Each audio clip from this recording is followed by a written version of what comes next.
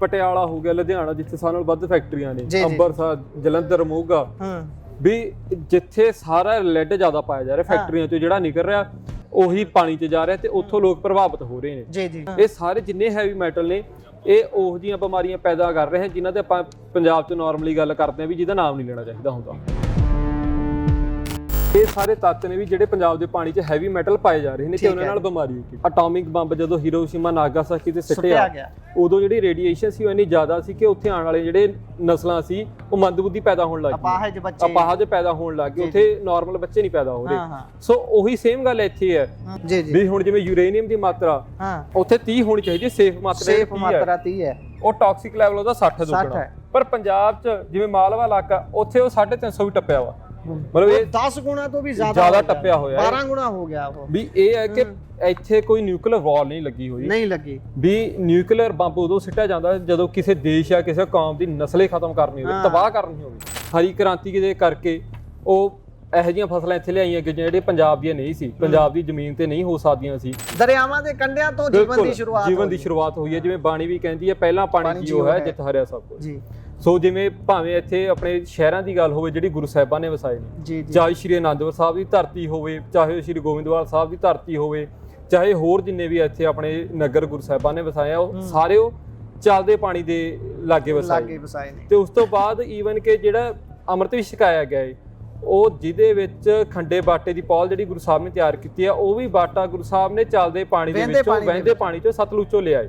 ਸੋ ਇਸ ਗੱਲ ਦੀ ਇੰਪੋਰਟੈਂਸ, ਇਸ ਗੱਲ ਦੀ ਮਹੱਤਤਾ ਪੰਜਾਬ ਦੇ ਲੋਕਾਂ ਨੂੰ ਵੀ ਸਮਝਣੀ ਚਾਹੀਦੀ ਹੈ ਕਿ ਪੰਜਾਬ ਦੇ ਪਾਣੀ ਲੋਕਾਂ ਵਾਸਤੇ ਜ਼ਰੂਰੀ ਕਿਉਂ ਨੇ, ਪੰਜਾਬ ਵਾਸਤੇ ਜ਼ਰੂਰੀ ਕਿਉਂ ਨੇ। ਜੀ ਹੁਣ ਇੱਕ ਛੋਟਾ ਜਿਹਾ ਨਾਲਾ ਵੀ ਕਿਸੇ ਦਰਿਆ ਚੋਂ ਕੱਢਣਾ ਹੋਵੇ ਉਹ ਵੀ ਆਪਣੀ ਮਰਜ਼ੀ ਨਾਲ ਪੰਜਾਬੀ ਨਹੀਂ ਕੱਢ ਸਕਦੇ, ਪੰਜਾਬ ਨਹੀਂ ਕੱਢ ਸਕਦਾ। ਸਭ ਤੋਂ ਪਹਿਲਾਂ ਦਿੱਲੀ ਜਾ ਕੇ ਮਿਹਨਤਾਂ ਕਰਨੀਆਂ ਪੈਣਗੀਆਂ, ਉੱਥੋਂ ਪਾਸ ਕਰਾਉਣਾ ਪਊ, ਫੇਰ ਹੀ ਅਸੀਂ ਉਸ ਤੇ ਕੁਝ ਕਰ ਸਕਦੇ ਹਾਂ। ਪੂਰੀ ਦੁਨੀਆ ਇਹ ਗੱਲ ਕਹਿੰਦੀ ਹੈ ਵੀ ਜਿਹੜੀ ਸਟੇਟ ਤੋਂ ਕਿਸੇ ਵੀ ਤਰ੍ਹਾਂ ਦਾ ਨੈਚੁਰਲ ਰਿਸੋਰਸ ਨਿਕਲ ਰਿਹਾ, ਉਹ ਚਾਹੇ ਰਾਜਸਥਾਨ ਜੋਧਪੁਰ ਤੋਂ ਪੱਥਰ ਹੋਵੇ, ਚਾਹੇ ਉਹ ਝਾਰਖੰਡ ਚੋਂ ਕੋਲਾ ਹੋਵੇ, ਵੀ ਪਹਿਲਾ ਹੱਕ ਉਹਨਾਂ ਦਾ ਹੈ। ਤੇ ਰਿਪੇਰੀਅਨ ਲਾਅ ਵੀ ਇਹ ਗੱਲ ਕਹਿੰਦਾ ਵੀ ਜਿਹੜੀ ਸਟੇਟ ਤੋਂ ਪਾਣੀ ਵਗ ਰਿਹਾ ਪਹਿਲਾ ਹੱਕ ਉਹਦਾ ਹੈ। ਜਿਹੜਾ ਨਹਿਰੀ ਪਾਣੀ ਖੇਤਾਂ ਨੂੰ ਲੱਗਦਾ ਉਹ ਸਿਰਫ 29% ਹੈ। ਜਦਕਿ ਜਦੋਂ ਅੰਗਰੇਜ਼ ਵੀ ਭਾਰਤ ਆਏ ਨੇ ਤਾਂ ਜਿਹੜਾ ਸਭ ਤੋਂ ਪਹਿਲਾ ਕਨਾਲ ਸਿਸਟਮ ਸੀ, ਪੰਜਾਬ ਦਾ ਪਾਣੀ ਇੰਨਾ ਜ਼ਰਖੇਜ਼ ਸੀ, ਇੱਥੇ ਦੀ ਧਰਤੀ ਇੰਨੀ ਜ਼ਰਖੇਜ਼ ਸੀ ਕਿ ਸਭ ਤੋਂ ਪਹਿਲਾਂ ਕਨਾਲ ਸਿਸਟਮ ਜਿਹੜਾ ਸਕਸੈਸਫੁਲ ਹੋਇਆ ਪੰਜਾਬ ਤੋਂ ਹੋਇਆ, ਇੱਥੇ ਲੱਗਿਆ। ਵੀ ਇਹ ਫੇਰ ਮਾਲਵੇ ਤੋਂ ਸਭ ਤੋਂ ਵੱਧ ਪ੍ਰਭਾਵਿਤ ਕਰਦਾ ਵੀ ਜਿਵੇਂ ਇਹ ਹੱਡੀਆਂ ਟੇਢੀਆਂ ਕਰਨਾ, ਦੰਦਾਂ ਦੀਆਂ ਬਿਮਾਰੀਆਂ ਹੋ ਗਈਆਂ। ਸੋ ਇਹ ਸਾਰਾ ਜਿਹੜਾ ਫਲੋਰਾਈਡ ਹੈ ਉਹਨੂੰ ਪ੍ਰਭਾਵਿਤ ਕਰਦਾ ਸਭ ਤੋਂ ਵੱਧ। ਮਾਲਵੇ ਦੇ ਪਿੰਡਾਂ ਦੀ ਫੋਟੋ ਹੈ, ਇਹ ਜਿਹੀਆਂ ਬਹੁਤ ਫੋਟੋਆਂ ਤੁਹਾਨੂੰ ਆਨਲਾਈਨ ਵੀ ਮਿਲ ਜਾਣਗੀਆਂ। ਇਹੋ ਜਿਹੇ ਜਵਾਕ ਹਿਰੋਸ਼ੀਮਾ ਨਾਗਾਸਾਕੀ 'ਚ ਉਦੋਂ ਪੈਦਾ ਹੋਏ ਸੀ ਜਦੋਂ ਉੱਥੇ ਐਟੋਮਿਕ ਬੰਬ ਸਿੱਟਿਆ ਗਿਆ ਸੀ।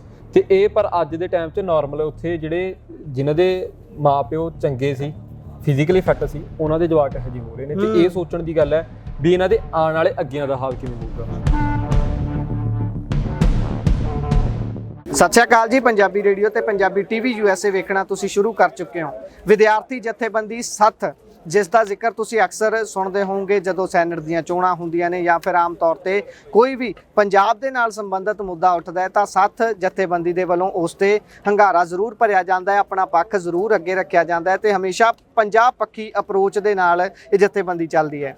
ਅੱਜ ਫਤਿਹਗੜ੍ਹ ਸਾਹਿਬ ਦੀ ਧਰਤੀ ਤੇ ਮੌਜੂਦ ਹਾਂ ਜਿੱਥੇ ਸ਼ਹੀਦਾਂ ਦੀ ਉਸ ਲਾਸਾਨੀ ਸ਼ਹਾਦਤ ਨੂੰ ਯਾਦ ਕੀਤਾ ਜਾ ਰਿਹਾ ਹੈ। ਉੱਥੇ ਹੀ ਪੰਜਾਬ ਦੇ ਸਾਹਮਣੇ ਦਰਪੇਸ਼ ਵੱਡੀਆਂ ਮੁਸ਼ਕਲਾਂ ਦੇ ਵਿੱਚੋਂ ਇੱਕ ਮੁਸ਼ਕਲ ਜਿਹੜੀ ਕਿ ਪਾਣੀ ਦਾ ਸੰਕਟ ਹੈ, ਉਸ ਦੇ ਉੱਪਰ ਗੱਲ ਕਰ ਰਹੀ ਹੈ ਵਿਦਿਆਰਥੀ ਜਥੇਬੰਦੀ ਸੱਥ। ਅਤੇ ਉਹਨਾਂ ਦੇ ਵੱਲੋਂ ਇੱਕ ਕਿਸਮ ਦੀ ਐਗਜ਼ੀਬਿਸ਼ਨ ਲਗਾਈ ਗਈ ਹੈ ਜਿਸ ਦੇ ਵਿੱਚ ਕਰੀਬ 15 ਵੱਖ-ਵੱਖ ਤਰ੍ਹਾਂ ਦੀਆਂ ਪ੍ਰੈਜੈਂਟੇਸ਼ਨਾਂ ਨੇ, ਜਿਸ ਦੇ ਵਿੱਚ ਜ਼ਿਕਰ ਕਰ ਰਹੇ ਨੇ ਵੱਖ-ਵੱਖ ਚੀਜ਼ਾਂ ਦਾ। ਗੱਲਬਾਤ ਕਰਕੇ ਉਹਨਾਂ ਦੇ ਕੋਲੋਂ ਹੀ ਜਾਣਦੇ ਹਾਂ। ਸੱਥ ਜਥੇਬੰਦੀ ਦੇ ਮੈਂਬਰ ਸਾਡੇ ਨਾਲ ਮੌਜੂਦ ਨੇ, ਉਹਨਾਂ ਨਾਲ ਫਤਿਹ ਦੀ ਸਾਂਝ ਪਾਉਂਦੇ। ਵਾਹਿਗੁਰੂ ਜੀ ਕਾ ਖਾਲਸਾ, ਵਾਹਿਗੁਰੂ ਜੀ ਕੀ ਫਤਿਹ ਜੀ। ਭਾਈ ਜੀ, ਸਭ ਤੋਂ ਪਹਿਲਾਂ ਤਾਂ ਇਹੀ ਜਾਣਨਾ ਚਾਹੂੰਗਾ ਕਿ ਪਹਿਲਾਂ ਵੀ ਅਸੀਂ ਦੇਖਦੇ ਹਾਂ ਕਿ ਸੱਥ ਜਥੇਬੰਦੀ ਦੇ ਵੱਲੋਂ ਇਹੋ ਜਿਹੇ ਮੁੱਦੇ, ਪੰਜਾਬ ਪੱਖੀ ਮੁੱਦੇ ਚੱਕੇ ਜਾਂਦੇ ਨੇ, ਤੇ ਅੱਜ ਤੁਸੀਂ ਇਸ ਵੱਡੇ ਮੌਕੇ ਦੇ ਉੱਪਰ ਪਾਣੀ ਦਾ ਮੁੱਦਾ ਚੱਕਣ ਨੂੰ ਕਿਉਂ ਚੁਣਿਆ? ਇਹ ਬੁੱਢੇ ਨਾਲੇ ਵਾਲੇ ਕਨਸੈਪਟ ਤੋਂ ਬਾਅਦ ਦਿਮਾਗ 'ਚ ਆਇਆ ਜਾਂ ਫਿਰ ਪਹਿਲਾਂ ਤੋਂ ਹੀ ਇਸ ਤੇ ਕੰਮ ਚੱਲ ਰਿਹਾ ਸੀ?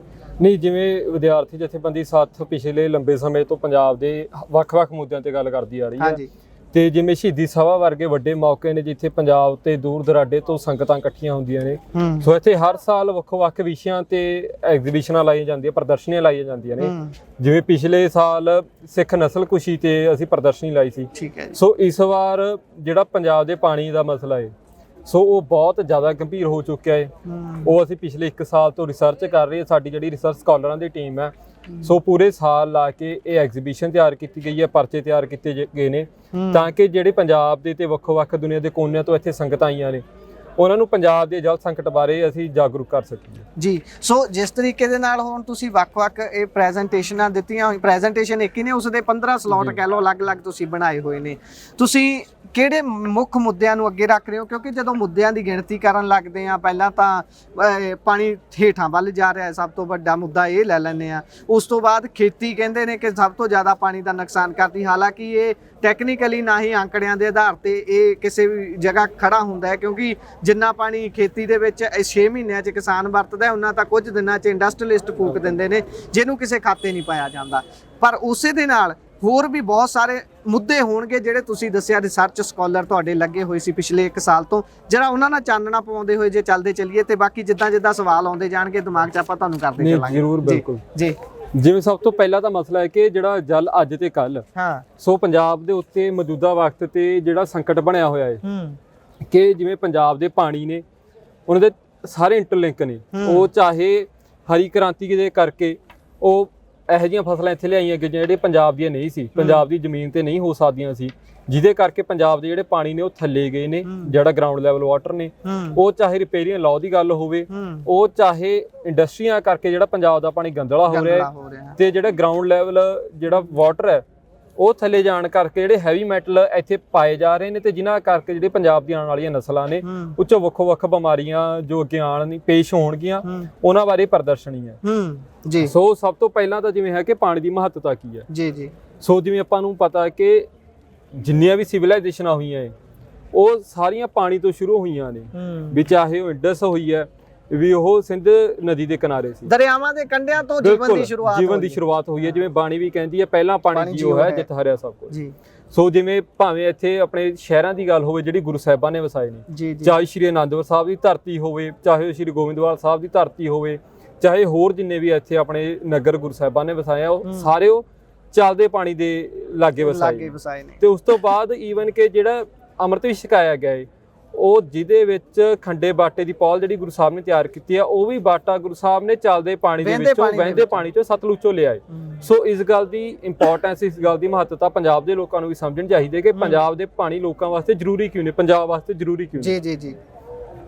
ਸੋ ਇਸ ਦੇ ਵਿੱਚ ਸਾਡੇ ਕੋਲ ਕੁਝ ਸਵਾਲ ਆਏ ਕਿ ਵੱਖੋ-ਵੱਖ ਜਿਵੇਂ ਦੇਸ਼ ਵਿਦੇਸ਼ ਦੇ ਜਿਹੜੇ ਵੱਡੇ ਖੋਜਕਾਰੀ ਨੇ ਜਾਂ ਖੋਜ ਕੇਂਦਰ ਨੇ, ਤੇ ਉਹਨਾਂ 'ਚ ਇਹ ਆਇਆ ਖਦਸ਼ਾ ਆਇਆ ਕਿ ਜਿਹੜਾ ਪੰਜਾਬ ਹੈ ਆਉਣ ਵਾਲੇ 25 ਸਾਲਾਂ ਦੇ ਅੰਦਰ ਅੰਦਰ ਪੰਜਾਬ ਦਾ ਜਿਹੜਾ ਥੱਲੜਾ ਪਾਣੀ ਹੈ ਖਤਮ ਹੋ ਜਾਊਗਾ, ਬਿਲਕੁਲ ਉਹ ਮਾਰੂਥਲ ਬਣ ਜਾਊਗਾ।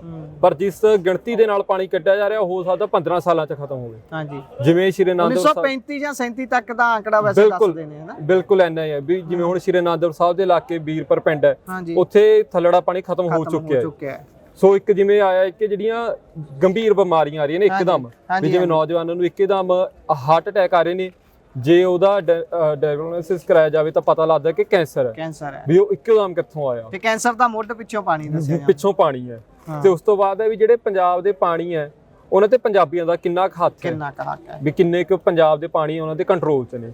ਤੇ ਉਸ ਤੋਂ ਬਾਅਦ ਹੈ ਵੀ ਜਿਹੜੇ ਪਾਣੀ ਗੰਦਲਾ ਹੋ ਰਿਹਾ ਉਹ ਕਿਹੜੀਆਂ ਸ਼ਕਤੀਆਂ ਜਾਂ ਕਿਹੜੀ ਸਟੇਟ ਕਰ ਰਹੀ ਹੈ, ਕਿਵੇਂ ਹੋ ਰਿਹਾ ਹੈ। ਜੇ ਬਾਈ ਇਹ ਤੇ ਮੈਂ ਥੋੜਾ ਜਿਹਾ ਆਉਣਾ, ਮਾਫ ਕਰਨਾ ਤੁਹਾਡੀ ਗੱਲ ਰੋਕ ਰਿਹਾ, ਕਿ ਪੰਜਾਬ ਦੀ ਹੋਣੀ ਤੇ ਪੰਜਾਬ ਦੇ ਪਾਣੀ ਹੈ ਤੇ ਪੰਜਾਬੀਆਂ ਦਾ ਕਿੰਨਾ ਕੁ ਹੱਕ ਹੈ। ਰਿਪੇਰੀਅਨ ਲਾਅ ਦੀ ਤੁਸੀਂ ਗੱਲ ਕੀਤੀ ਹੈ, ਪੰਜਾਬ ਦੇ ਅਧਿਕਾਰ ਖੇਤਰ ਦੀ ਗੱਲ ਸੀ। ਹਰੇਕ ਸੂਬੇ ਤੇ ਉਹਦਾ ਜਿੱਥੋਂ ਦੀ ਪਾਣੀ ਵਹਿ ਰਿਹਾ ਕਹਿੰਦੇ ਉਹਦਾ ਹੱਕ ਪਹਿਲਾਂ ਹੁੰਦਾ ਹੈ, ਬਾਕੀਆਂ ਦਾ ਬਾਅਦ ਦੇ ਵਿੱਚ ਹੁੰਦਾ ਹੈ। ਪਰ ਰਿਪੇਰੀਅਨ ਲਾਅ ਨੂੰ ਇਸ ਤਰੀਕੇ ਦੇ ਨਾਲ ਬਦਲ ਕੇ ਜਿਹੜੀਆਂ ਕਿ ਵੱਡੀਆਂ ਪੁਸਤਕਾਂ ਜਿਹੜੀਆਂ ਬਾਹਰਲੇ ਲੋਕਾਂ ਦੇ ਵੱਲੋਂ ਲਿਖੀਆਂ ਗਈਆਂ ਉਹ ਵੀ ਕਹਿੰਦੀਆਂ ਨੇ ਕਿ ਜਦੋਂ ਪਾਣੀਆਂ ਤੋਂ ਕਿਸੇ ਦਾ ਕਬਜ਼ਾ ਖੋਇਆ ਜਾਂਦਾ ਹੈ ਤਾਂ ਕਿਸ ਤਰੀਕੇ ਦੇ ਨਾਲ ਉਹਨੂੰ ਬਰਬਾਦ ਕਰਨ ਦੀ ਉੱਥੋਂ ਘਾੜਤ ਕਰਨੀ ਸ਼ੁਰੂ ਹੋ ਜਾਂਦੀ ਹੈ। ਤੇ ਇਸੇ ਤਰ੍ਹਾਂ ਉਹ ਕੰਕਰੀਟ ਲਿਸਟ ਜਿਹੜੀ ਹੁੰਦੀ ਹੈ, ਪੰਜਾਬ ਦੇ ਆਪਣੇ ਹੱਕਾਂ ਦੀ ਗੱਲ ਹੁੰਦੀ ਹੈ, ਉਸ ਚੋਂ ਕੱਢ ਕੇ ਉਹਨੂੰ ਸੈਂਟਰ ਦੇ ਕੋਲ ਲੈ ਜਾਣਾ। ਹੁਣ ਇੱਕ ਛੋਟਾ ਜਿਹਾ ਨਾਲਾ ਵੀ ਕਿਸੇ ਦਰਿਆ ਚੋਂ ਕੱਢਣਾ ਹੋਵੇ, ਉਹ ਵੀ ਆਪਣੀ ਮਰਜ਼ੀ ਨਾਲ ਪੰਜਾਬੀ ਨਹੀਂ ਕੱਢ ਸਕਦੇ, ਪੰਜਾਬ ਨਹੀਂ ਕੱਢ ਸਕਦਾ। ਸਭ ਤੋਂ ਪਹਿਲਾਂ ਦਿੱਲੀ ਜਾ ਕੇ ਮਿਹਨਤਾਂ ਕਰਨੀਆਂ ਪੈਣਗੀਆਂ, ਉੱਥੋਂ ਪਾਸ ਕਰਾਉਣਾ ਪਊ, ਫਿਰ ਫੇਰ ਹੀ ਅਸੀਂ ਉਸ ਤੇ ਕੁਝ ਕਰ ਸਕਦੇ ਆ। ਸੋ ਇਹ ਜਿਹੜੀ ਹੱਕਾਂ ਦੀ ਗੱਲ ਹੈ, ਇਸ ਤੇ ਆਪਾਂ ਸਵਾਲ ਤਾਂ ਕਰਦੇ ਆ, ਪਰ ਇਹਦਾ ਤੁਹਾਨੂੰ ਕੋਈ, ਤੁਹਾਡੇ ਸਕਾਲਰਾਂ ਨੂੰ ਕੋਈ ਉਹਦਾ ਹੱਲ ਲੱਭਦਾ ਕਿ ਅਸੀਂ ਇਹਦਾ ਕੋਈ ਹੱਲ ਢੁਕਵਾਂ ਕਰ ਸਕਦੇ ਆ, ਜਾਂ ਇਹਨੂੰ ਕੰਕਰੀਟ ਲਿਸਟ ਚੋਂ ਕਢਾ ਆਪਾਂ ਆਪਣੇ ਵੱਲ ਕਰਾ ਸਕਦੇ ਆ, ਜਾਂ ਦਿੱਲੀ ਜਾ ਕੇ ਬੈਠੇ ਸੀ ਅੰਦੋਲਨ 'ਚ ਉਦੋਂ ਇਦਾਂ ਦੀਆਂ ਮੰਗਾਂ ਇਕੱਠੀਆਂ ਹੋਣੀਆਂ ਚਾਹੀਦੀਆਂ ਸੀ, ਜਾਂ ਫਿਰ ਅਲੱਗ ਤੋਂ ਇਸ ਤੇ ਸੰਘਰਸ਼ ਹੋਣਾ ਚਾਹੀਦਾ? ਇਹਦਾ ਕੋਈ ਹੱਲ ਮੈਂ ਚਾਹੁੰਦਾ ਤੁਸੀਂ ਜ਼ਰੂਰ ਦੱਸੋ। ਮਤਲਬ ਇਹਦਾ ਤਾਂ ਬੇਸਿਕਲੀ ਆਪਾਂ ਸਾਰਿਆਂ ਨੂੰ ਇਹ ਚੀਜ਼ ਪਤਾ ਵੀ ਇੰਡੀਅਨ ਸਟੇਟ ਇਹ ਗੱਲ ਕਹਿੰਦੀ ਹੈ, ਜਾਂ ਪੂਰੀ ਦੁਨੀਆ ਇਹ ਗੱਲ ਕਹਿੰਦੀ ਹੈ ਵੀ ਜਿਹੜੀ ਸਟੇਟ ਤੋਂ ਕਿਸੇ ਵੀ ਤਰ੍ਹਾਂ ਦਾ ਨੈਚੁਰਲ ਰਿਸੋਰਸ ਨਿਕਲ ਰਿਹਾ, ਉਹ ਚਾਹੇ ਰਾਜਸਥਾਨ ਜੋਧਪੁਰ ਚੋਂ ਪੱਥਰ ਹੋਵੇ, ਚਾਹੇ ਉਹ ਝਾਰਖੰਡ ਚੋਂ ਕੋਲਾ ਹੋਵੇ, ਵੀ ਪਹਿਲਾ ਹੱਕ ਉਹਨਾਂ ਦਾ ਹੈ। ਪਹਿਲਾ ਹੱਕ ਤੇ ਰਿਪੇਰੀਅਨ ਲਾਅ ਵੀ ਇਹ ਗੱਲ ਕਹਿੰਦਾ ਵੀ ਜਿਹੜੀ ਸਟੇਟ ਤੋਂ ਪਾਣੀ ਵਗ ਰਿਹਾ ਪਹਿਲਾ ਹੱਕ ਉਹਦਾ ਹੈ। ਪਰ BBMB ਬੋਰਡ ਦੇ ਥਰੂ ਉਹਦਾ ਜਿਹੜਾ ਸੈਕਸ਼ਨ 81 ਤੇ 82 ਹੈ, ਉਹਦੇ ਥਰੂ ਪੰਜਾਬ ਦੀ ਦਾਅਵੇਦਾਰੀ ਉੱਚੋਂ ਬਾਹਰ ਕਰਤੀ। ਸੋ ਜਿਹੜਾ ਕੰਕਰੈਂਟ ਲਿਸਟ ਦੀ ਗੱਲ ਕੀਤੀ ਆਪਾਂ ਵੀ ਉਹ ਸਾਰਾ ਜਾ ਕੇ ਉਹ ਸੈਂਟਰ ਦੇ ਕੰਟਰੋਲ 'ਚ ਗਿਆ, ਸੈਂਟਰ ਲਿਸਟ 'ਚ ਚਲੇ ਗਿਆ, ਯੂਨੀਅਨ ਲਿਸਟ 'ਚ। ਸੋ ਉਹਦਾ ਗੱਲ ਹੈਗੀ ਕਿ ਇੱਕ ਕਾਨੂੰਨੀ ਜੰਗ ਵੀ ਲੜੀ ਜਾਊਗੀ, ਉਸਦੇ ਪੈਰਲਲ ਕਾਨੂੰਨੀ ਜੰਗ ਵੀ ਲੜਨੀ ਪੈਣੀ ਆ, ਉਸਦੇ ਪੈਰਲਲ ਇੱਕ ਲੋਕ ਲਹਿਰ ਵੀ ਬਣਨੀ ਬੜੀ ਜ਼ਰੂਰੀ ਹੈ। ਦੋਵੇਂ ਪੱਖ ਨਾਲੋਂ ਨਾਲ ਚੱਲਣੇ ਚਾਹੀਦੇ ਨੇ, ਕਿਉਂਕਿ ਜਿਵੇਂ ਹੁਣ ਆਪਾਂ ਬੁੱਢੇ ਦਰਿਆ ਦੀ ਵੀ ਗੱਲ ਦੇਖੀ ਹੈ ਵੀ ਚਾਹੇ ਜਿਹੜਾ ਡਾਈਂਗ ਇੰਡਸਟਰੀ ਦਾ ਪਾਣੀ ਸਤਲੁਜ ਦਰਿਆ 'ਚ ਜਾ ਰਿਹਾ ਹੈ, ਉਹ ਇੱਕ ਪੋਲੀਟੀਕਲ ਜੰਗ ਵੀ ਹੈਗੀ, ਇੱਕ ਸੋਸ਼ਲ ਜੰਗ ਵੀ ਹੈਗੀ, ਉਹ ਦੋਨੇ ਫਰੰਟਾਂ ਤੋਂ ਲੜਨੀ ਪੈਣੀ ਹੈ। ਜੀ। ਸੋ ਜਿਵੇਂ ਹੁਣ ਇੱਥੇ ਪੰਜਾਬ ਦੇ ਉਹਦਾ ਪਾਣੀ ਦਾ ਮਸਲਾ ਹੈ ਵੀ ਲੋਕਾਂ ਦਾ ਕਿਵੇਂ ਹੱਲ ਹੈ। ਉਸ ਤੋਂ ਬਾਅਦ ਜਿਵੇਂ ਹਰੀ ਕ੍ਰਾਂਤੀ ਆਈ ਹੈ 1966 ਦੇ ਦਹਾਕੇ 'ਚ, ਜਿਹੜੀ ਉਹ ਕ੍ਰਾਂਤੀ ਆਈ ਹੈ, ਉਹ ਉਹੋ ਜੀ ਫਸਲ ਇੱਥੇ ਲਿਆਈ ਜਿਹਦਾ ਪੰਜਾਬ ਨਾਲ ਕੋਈ ਲੈਣਾ ਦੇਣਾ। ਸਾਇਲੈਂਟ ਜੈਨੋਸਾਈਡ ਕਿਹਾ ਜਾਂਦਾ ਵੈਸੇ ਤਾਂ ਉਹਨੂੰ, ਜੈਨੋਸਾਈਡ ਕਰ ਦਿੱਤਾ ਗਿਆ ਸਾਡਾ। ਮਤਲਬ ਹੁਣ ਚਾਹੇ ਅੱਜ ਦੀ ਕਿਸਾਨੀ ਦਾ ਹੋਵੇ, ਅੱਜ ਦੀ ਕਿਸਾਨੀ ਵੀ ਕੰਕਰੈਂਟ ਲਿਸਟ 'ਚ ਪੈ ਕੇ ਉਹ ਸੈਂਟਰ ਸਾਰਾ ਉਹਨੂੰ ਕੰਟਰੋਲ ਕਰ ਰਹੇ, ਚਾਹੇ MSP ਦੀ ਗੱਲ ਹੋਗੀ ਹੋਵੇ। ਹੁਣ ਮਾਰਕੀਟਿੰਗ ਨੂੰ ਲੈ ਕੇ ਵੀ ਉਹਨਾਂ ਨੇ ਇੱਕ ਉਹ ਲਿਆਂਦਾ ਹੈ, ਉਹ ਡਰਾਫਟ ਦਿੱਤਾ ਹੈ ਕਿ ਇਸ ਤੇ ਤਿਆਰ ਕਰੋ ਤੁਸੀਂ ਆਪਣੀ ਪਾਲਿਸੀ ਜਾਂ ਸਾਨੂੰ ਸਲਾਹਾਂ ਦਿਓ। ਉਹ ਵੀ ਤਾਂ ਇੱਕ ਤਰੀਕੇ ਕਹਿੰਦੇ ਕੰਨ ਐ ਨਹੀਂ ਫੜਨੇ ਤਾਂ ਦੂਜੇ ਤਰੀਕੇ ਫੜ ਲਓ, ਅਸੀਂ ਤੁਹਾਨੂੰ ਫੜਾ ਦੇਣੇ ਆ ਕੰਨ, ਇਹੀ ਚੱਲ ਰਿਹਾ।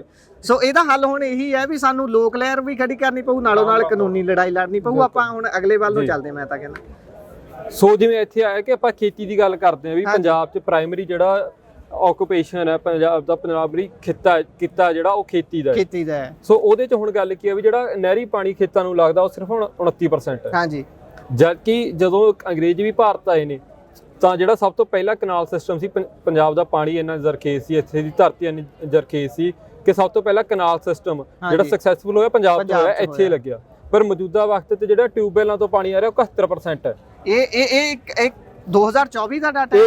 2024 ਦਾ ਡਾਟਾ। ਫਿਰ ਇਸ ਹਿਸਾਬ ਨਾਲ ਤਾਂ ਜਿਹੜੀ ਪੰਜਾਬ ਸਰਕਾਰ ਦਾਅਵੇ ਕਰਦੀ ਸੀ ਟੇਲਾਂ ਤੱਕ ਪਾਣੀ ਪਹੁੰਚਾਤਾ, ਇਹਦੀ ਗਿਣਤੀ ਵਧੀ ਹੈ ਜਾਂ ਫਿਰ ਪਹਿਲਾਂ ਤੋਂ ਹੀ ਇੰਨੀ ਹੈ? ਇਹ ਤਾਂ ਦੇਖੋ ਦਿਨ ਪਰ ਦਿਨ ਘਟ ਰਹੀ ਹੈ। ਅੱਛਾ ਜੀ। ਜਿਵੇਂ ਇਹ ਗੱਲ ਕਰੀ ਹੈ ਵੀ ਜਿਹੜਾ ਧਰਤੀ ਹੇਠਲਾ ਪਾਣੀ ਆ ਉਹ 18.82 ਮਿਲੀਅਨ ਕਿਊਬਿਕ ਮੀਟਰ BCM ਜਿਹਨੂੰ ਕਹਿੰਦੇ ਆ, ਠੀਕ ਹੈ। ਉਹਦੇ ਮੁਕਾਬਲੇ 27.8 BCM ਜਿਹੜਾ ਪਾਣੀ ਬੋਰਾਂ ਚੋਂ ਕੱਢਿਆ ਜਾ ਰਿਹਾ। ਅੱਛਾ। ਇਹਦਾ ਮਤਲਬ ਵੀ 167% ਪਾਣੀ ਜਿਹੜਾ ਵਾਧੂ ਕੱਢਿਆ ਜਾ ਰਿਹਾ, ਧਰਤੀ ਹੇਠ ਉਹਨਾਂ ਪਾਣੀ ਜਾ ਨਹੀਂ ਰਿਹਾ ਜਿੰਨਾ ਕੱਢਿਆ ਜਾ ਰਿਹਾ। ਵੀ ਇਹ ਹੈ ਵੀ ਹਰ ਸਾਲ ਪੰਜਾਬ ਪਾਣੀ ਜਿਹੜਾ ਥੱਲੇ ਜਾ ਰਿਹਾ ਉਹ ਸਿਰਫ 1 ਜਾਂ 2 ਮੀਟਰ ਜਾ ਰਿਹਾ ਹੈ। ਅੱਛਾ ਜੀ। ਇਸ ਤੋਂ ਵੱਧ ਪਾਣੀ ਨਹੀਂ ਜਾ ਰਿਹਾ। ਹੁਣ ਉਹਦਾ ਮਸਲਾ ਕੀ ਆ, ਉਹ ਸੈਂਟਰਲ ਗਰਾਊਂਡ ਵਾਟਰ ਬੋਰਡ ਨੇ ਇਹ ਗੱਲ ਕਹੀ ਹੈ ਕਿ ਜਾਣਾ ਚਾਹੀਦਾ, ਕੱਢਣਾ ਚਾਹੀਦਾ 18%, ਉਹ ਕੱਢਿਆ ਜਾ ਰਿਹਾ 27%। ਸੋ ਇਹ ਚੀਜ਼ ਹੈ ਵੀ ਇਹ ਪੰਜਾਬ ਜਿਹੜੇ ਪਾਣੀ ਥੱਲੇ ਹੈ, ਜਿਹੜਾ ਗਰਾਊਂਡ ਵਾਟਰ ਹੈ, ਉਹ ਹਰ ਸਾਲ ਜਿਵੇਂ ਆਪਾਂ ਨੂੰ ਬੋਰਾਂ ਦਾ ਟੋਟਾ ਲਾਣਾ ਪੈਂਦਾ ਜਾਂ ਫਿਰ ਉਹ ਬੋਰ ਹਰੇਕ ਸਾਲ ਟੋਟੇ ਪੈਂਦੇ ਨੇ। ਇਹ ਤਾਂ ਹਰੇਕ ਘਰ ਦੀ ਗੱਲ ਹੈ, ਹਰੇਕ ਮੋਟਰ ਤੇ ਟੋਟਾ ਪਾਉਣਾ ਪੈਂਦਾ। ਉਹ ਵੀ ਅਸੀਂ ਉਹਨੂੰ ਸਧਾਰਨ ਰੂਪ ਚ ਲੈ ਰਹੇ ਹਾਂ, ਪਰ ਦਿੱਕਤ ਤਾਂ ਉਹ ਬਹੁਤ ਵੱਡੀ ਹੈ। ਉਹ ਹਰੇਕ ਸਾਲ ਟੋਟਾ ਪੈ ਕੇ ਤੁਹਾਡੀ ਵਿੱਤੀ ਹਾਲਤ ਹੀ ਨਹੀਂ ਖਰਾਬ ਹੁੰਦੀ ਉਹਦੇ ਨਾਲ। ਉਹ ਤੁਸੀਂ ਇਹ ਦੇਖੋ ਵੀ ਥੱਲੇ ਧਰਤੀ 'ਚ ਪਾਣੀ ਕਿੰਨਾ ਡੂੰਘਾ ਜਾ ਰਿਹਾ, ਕਿੰਨੇ ਸਮੇਂ ਤੱਕ ਅਸੀਂ ਟੋਟੇ ਪਾਈ ਜਾਵਾਂਗੇ। ਇੱਕ ਤਾਂ ਇਹ ਹੈ ਵੀ ਜਿਹੜਾ ਪਾਣੀ ਥੱਲੇ ਜਾ ਨਹੀਂ ਰਿਹਾ, ਤੇ ਜਿਹੜਾ ਪਾਣੀ ਥੱਲੇ ਹੈਗਾ ਏ ਉਹ ਹੋਰ ਡੂੰਘਾ ਹੋਈ ਜਾ ਰਿਹਾ ਹੈ। ਤੇ ਜਿਹੜਾ ਡੂੰਘਾ ਹੋਣ ਕਾਰਨ ਜਿਹੜੇ ਉੱਥੇ ਦੇ ਤੱਤ ਨੇ, ਜਿਹੜੇ ਹੈਵੀ ਮੈਟਲ ਨੇ ਪਾਣੀ 'ਚ ਪਾਏ ਜਾਂਦੇ, ਮਰਕਰੀ ਵਰਗੇ ਹੁੰਦੇ ਆ, ਯੂਰੇਨੀਅਮ ਵਰਗੇ ਹੁੰਦੇ ਨੇ, ਉਹ ਪਾਣੀ 'ਚ ਵਿੱਚ ਪੈ ਕੇ ਉਹੀ ਖੇਤਾਂ ਨੂੰ ਲੱਗ ਰਹੇ ਨੇ ਤੇ ਉਹੀ ਲੋਕੀ ਪੀ ਰਹੇ ਨੇ ਤੇ ਉਹੀ ਫਸਲਾਂ ਲੋਕੀ ਖਾ ਵੀ ਰਹੇ ਨੇ। ਤਾਂ ਹੀ ਕਹਿੰਦੇ ਆ ਵੀ ਫਸਲਾਂ ਦੇ ਨਾਲ ਇੱਕ ਤਾਂ ਕੀਟਨਾਸ਼ਕ ਜਿਹੜੇ ਨੇ ਉਹ ਬਿਮਾਰੀਆਂ ਦਾ ਘਰ ਬਣ ਰਹੇ ਨੇ, ਉੱਪਰੋਂ ਜਿਹੜੇ ਇਹੋ ਜਿਹੇ ਜਿੱਦਾਂ ਤੁਸੀਂ ਅੱਗੇ ਵੀ ਸਾਰੇ ਉਹ ਤੱਤ ਯੂਰੇਨੀਅਮ, ਮਰਕਰੀ, ਹੋਰ ਸਾਰੇ ਹਨਾ ਅਲੱਗ-ਅਲੱਗ ਤਰ੍ਹਾਂ ਦੇ ਤੱਤ ਨੇ, ਉਹ ਮਿਲ ਕੇ ਵੀ ਸਾਨੂੰ ਬਿਮਾਰੀਆਂ ਤੋਂ ਗ੍ਰਸਤ ਕਰਦੇ ਨੇ। ਮਤਲਬ ਇਹ ਸਾਰੇ ਤੱਤ ਨੇ ਵੀ ਜਿਹੜੇ ਪੰਜਾਬ ਦੇ ਪਾਣੀ 'ਚ ਹੈਵੀ ਮੈਟਲ ਪਾਏ ਜਾ ਰਹੇ ਨੇ ਤੇ ਉਹਨਾਂ ਨਾਲ ਬਿਮਾਰੀਆਂ ਕਿਹੜੀਆਂ। ਜੀ। ਜਿਵੇਂ ਯੂਰੇਨੀਅਮ ਹੈ, ਵੀ ਇਹ ਕੈਂਸਰ, ਗੁਰਦੇ ਖਰਾਬ, ਮੱਦਬੁੱਧੀ, ਜਿਵੇਂ ਐਟੋਮਿਕ ਬੰਬ ਜਦੋਂ ਹੀਰੋਸ਼ੀਮਾ ਨਾਗਾਸਾਕੀ ਤੇ ਸਿੱਟਿਆ ਗਿਆ, ਉਦੋਂ ਜਿਹੜੀ ਰੇਡੀਏਸ਼ਨ ਸੀ ਉਹ ਇੰਨੀ ਜ਼ਿਆਦਾ ਸੀ ਕਿ ਉੱਥੇ ਆਉਣ ਵਾਲੇ ਜਿਹੜੇ ਨਸਲਾਂ ਸੀ ਉਹ ਮੰਦਬੁੱਧੀ ਪੈਦਾ ਹੋਣ ਲੱਗ ਗਈ, ਅਪਾਹਜ ਪੈਦਾ ਹੋਣ ਲੱਗ ਗਏ, ਉੱਥੇ ਨਾਰਮਲ ਬੱਚੇ ਨਹੀਂ ਪੈਦਾ ਹੋ ਰਹੇ। ਸੋ ਉਹੀ ਸੇਮ ਗੱਲ ਇੱਥੇ ਹੈ ਵੀ ਜਿਵੇਂ ਹੁਣ ਅਗਲੇ ਚਾਰਟ 'ਚ ਇਹ ਲਿਖਿਆ ਹੋਇਆ ਕਿ ਮਾਤਰਾ ਕਿੰਨੀ ਹੋਣੀ ਚਾਹੀਦੀ। ਵੀ ਹੁਣ ਜਿਵੇਂ ਯੂਰੇਨੀਅਮ ਦੀ ਮਾਤਰਾ ਉੱਥੇ 30 ਹੋਣੀ ਚਾਹੀਦੀ, ਸੇਫ ਮਾਤਰਾ ਸੇਫ ਮਾਤਰਾ 30 ਹੈ, ਉਹ ਟੌਕਸਿਕ ਲੈਵਲ ਉਹਦਾ 60 ਦੁੱਗਣਾ ਹੈ। ਪਰ ਪੰਜਾਬ 'ਚ ਜਿਵੇਂ ਮਾਲਵਾ ਇਲਾਕਾ ਉੱਥੇ ਉਹ 350 ਵੀ ਟੱਪਿਆ ਵਾ, ਮਤਲਬ ਇਹ 10 ਗੁਣਾ ਤੋਂ ਵੀ ਜ਼ਿਆਦਾ ਟੱਪਿਆ ਹੋਇਆ 12 ਗੁਣਾ ਹੋ ਗਿਆ ਉਹ। ਵੀ ਇਹ ਹੈ ਕਿ ਇੱਥੇ ਕੋਈ ਨਿਊਕਲੀਅਰ ਵਾਰ ਨਹੀਂ ਲੱਗੀ ਹੋਈ, ਨਹੀਂ ਲੱਗੀ ਵੀ ਨਿਊਕਲੀਅਰ ਬੰਬ ਉਦੋਂ ਸਿੱਟਿਆ ਜਾਂਦਾ ਜਦੋਂ ਕਿਸੇ ਦੇਸ਼ ਜਾਂ ਕਿਸੇ ਕੌਮ ਦੀ ਨਸਲ ਖਤਮ ਕਰਨੀ ਹੋਵੇ, ਤਬਾਹ ਕਰਨੀ ਹੋਵੇ।